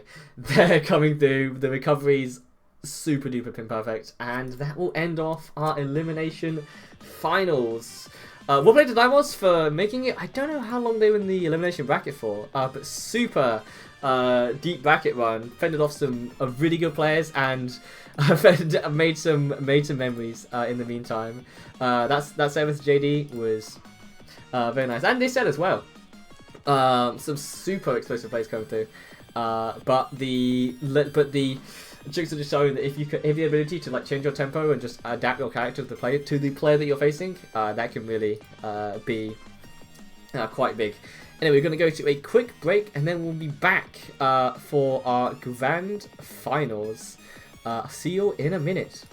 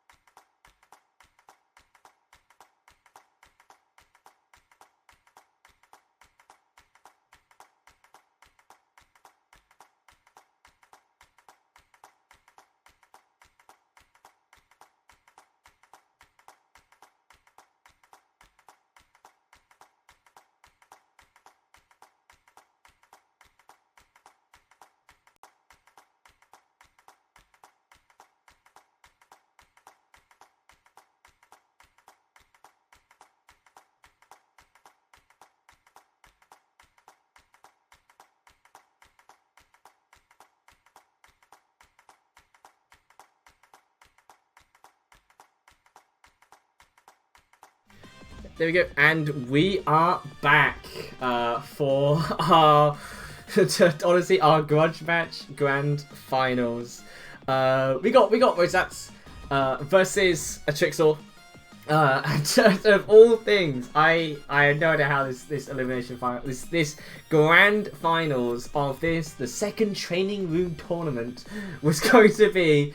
But Teros Dittos was not something that I had on the cards, particularly. I thought we might get double Mordex, double Mirage, double Fate, something like that. But both players wanting to make a statement here. Mordex in ways is a statement that I don't need to go for big strings, for big extensions to beat you. I just gotta get a couple hits. I mean, especially the hammer, the deceptive heavy weapon, can absolutely start steamrolling if you start getting some reads off D-Light. The Neutralite is the first hit in the game. First of, well, I would say many, but this is Teros, so not that many. Hits that will start off our game one. And I mean, I think it's stuff cool. It was a super duper tight game of best of 5 between these two players last time. And they're playing for more than just the 12 euros, which is on the line for the winner here. So we'll see how they're able to pull this out as and we have a slight lead for Traxor, but it's pretty much even. It's hit for hit, tit for tat at this point. As the new sig comes through, that positioning would have bounced off stage, but the side sig calling out that Trixor was going to dash backwards and was going to sort of stay out the way.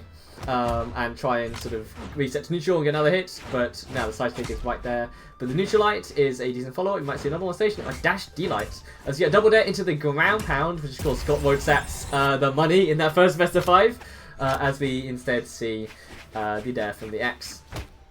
Taking us back to even as we go into our second stocks.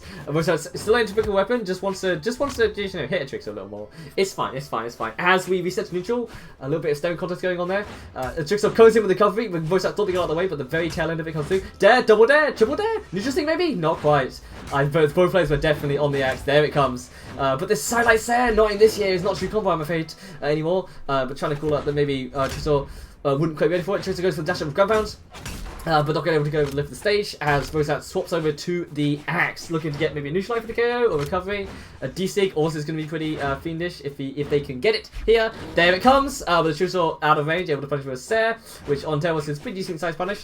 Better than a lot of characters' signature kits. As the down recovery comes through, but the ceiling is too high on Air Temple, a lot of airspace to fly around in. The recovery comes through, and Rosat is able to jump all the way up there, get the retaliatory Sair, and able to get a decent lead for themselves, actually. I mean, again, this is still Teros, so it's maybe 1 or 2 hits away from the Google phone, but 1 or 2 hits some more in Rosat's favour as they take the lead in this final stock over Trixor. Trixor's got to get a stomp or just get something quirky. I suspect it'll be the latter somehow.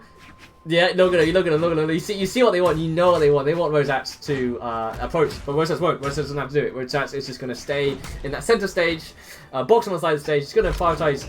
Not quite. There was a triple tier bait going on there as the Trixor able to get the recovery on the side of the stage.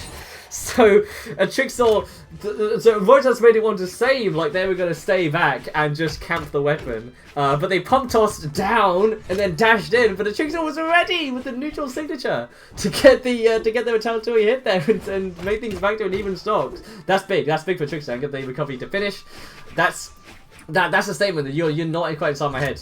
There is, you know, another new stick comes out, but that one, you know, that one wasn't set up. That one wasn't in context. The Trixor sweat beating here, but is able to touch down.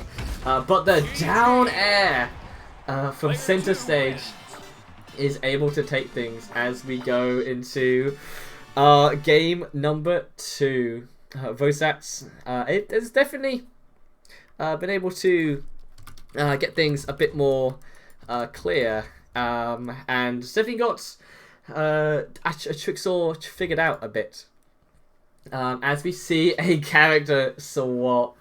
Again, we're not going to our Mortexes, we're going over to our funny characters. We see another Queen Eye in this bracket. I mean, 1 is quite the miracle. 3, 2, but a second one is you know, not something I thought I would be seeing in our grand finals today. But we'll see how it goes. I mean, it's sort of like maybe a Trixo is a star place, but it doesn't matter. As Vosat's coming in with this super duper big axe swings, gets the neutral stick in as part of the combo, and then follows off it as well. The brutal stuff there. So much damage built up on Queen Eye at this early point of the game. It won't kill because Queen Eye's defense will definitely keep her on stage for a little bit longer, but that's damage regardless. And Trixo's gonna have to open up with the ground pound read of the semi half pipe combo. Super duper brutal stuff. Ground pound off stage, but Vosat's not able with the instant perfect, but actually this time it goes all the way around and Trixor covers the side of the ledge. The ground pound punish, the ground pound punish is exactly the sort of plays you gotta be pulling out in this winners finals. That side finisher goes off stage, which is perfect for Trixor, but the ground pound on stage, or the ground pound just over the side, just calling out that Trixor didn't have a lot of options left, and well placed in order to take this to a tight stocks game 2. You cannot split these players right now. They are really going for it all. As we see a little lead, a down stage, the first DC of the game coming through. It does hit, but not really in a position to get much form. Which I guess sort of kind of feeling out, you know, is fine. How's Rose going to approach of this? Now we're getting into the points where DC becomes much more of a potent option. And if Rosette wants to hang back, and then that's fine, but the Trixor is ahead, so if Rosette's hanging back, isn't going to solve anything. He's got to approach with the down six, but that down six is punished perfectly by the side solution there from Queen Eye. Super duper safe, like absolutely no risk to a Trixor to go for that one. The double nair might even be our kill confirm here. Well, that's definitely going to do it. As the Trixor showing that, you know, they can play on whatever weapon they want.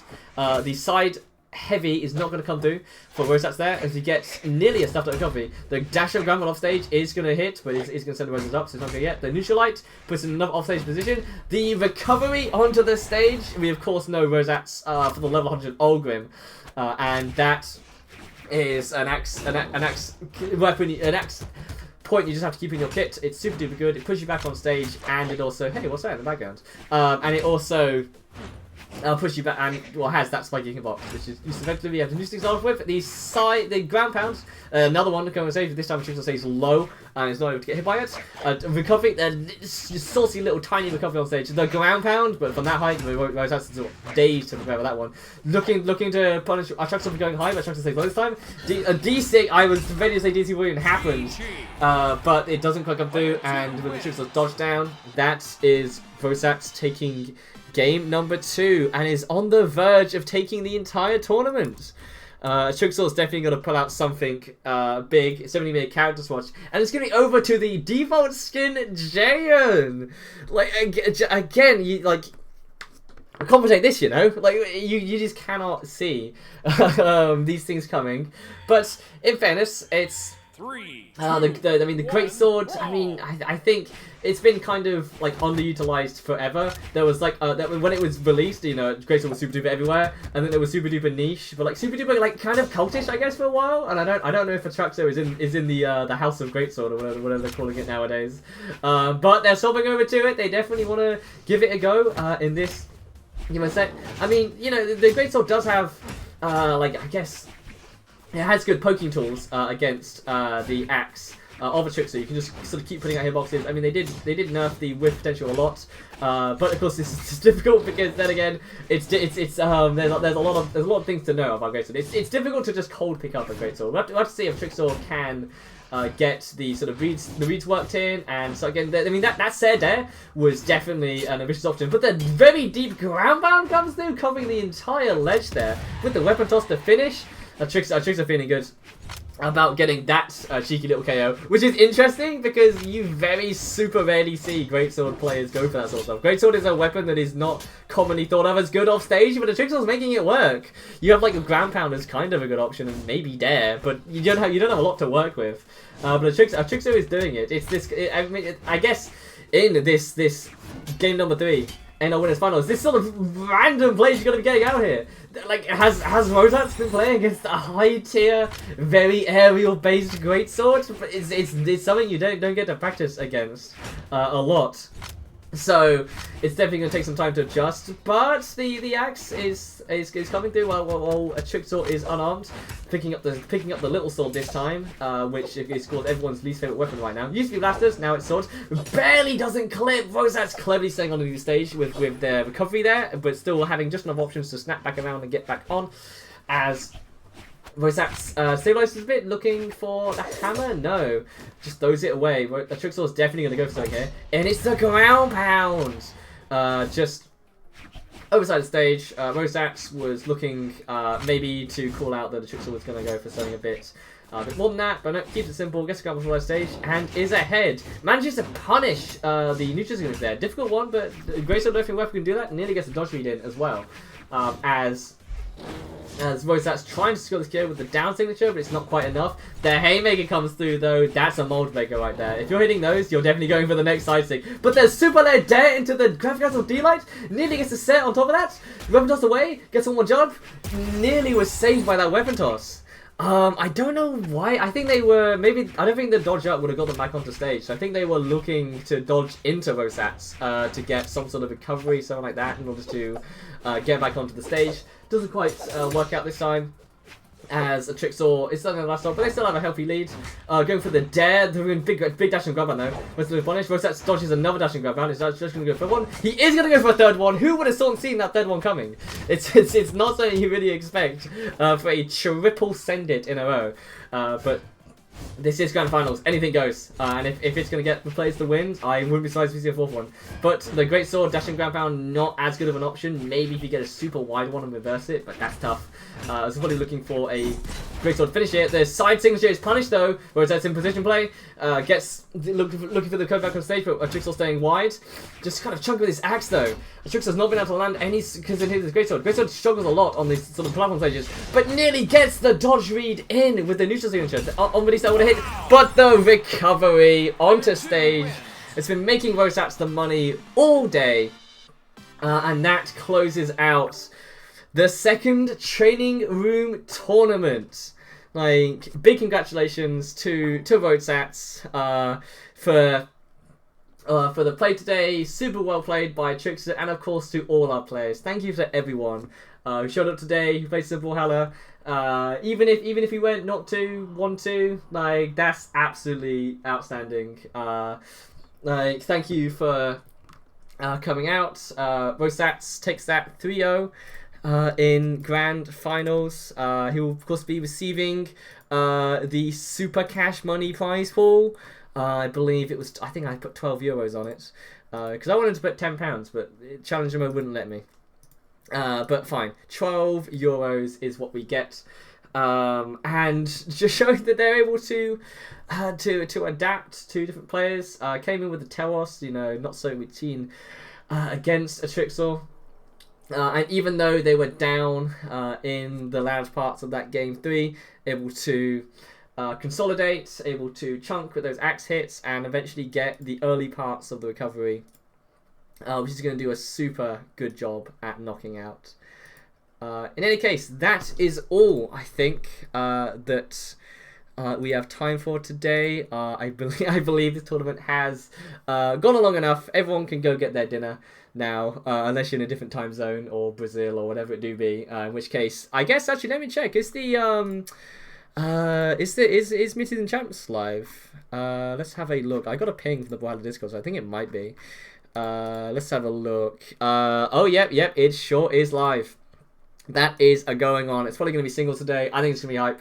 I'm hoping that we can finally get the big EU win on land that everyone around here has been waiting for ages. It's probably going to be Godly that will be the one to contest it, but we'll see. In any case, once again, thank you to everyone for coming today. Thank you everyone still here. I am going to see you all in the next tournament. If you're not seen, by the way, we do have a Discord server. I'll send an invite to it real quick. So do be sure to join that, and you'll get the first announcements for when our next tournament is. Probably be in about a month or so. Will be when I'll next have the time to run the next one. Cool. Like, yeah. But yeah, it's not sort of set in stone yet. I think my weekends in July are quite busy, so we'll see. It might be to August, but I'll try and run one as soon as I can. It's super duper, a lot of fun. I hope you all had fun this afternoon as well. And cool. I'm gonna sign off there. Thank you for coming. Peace.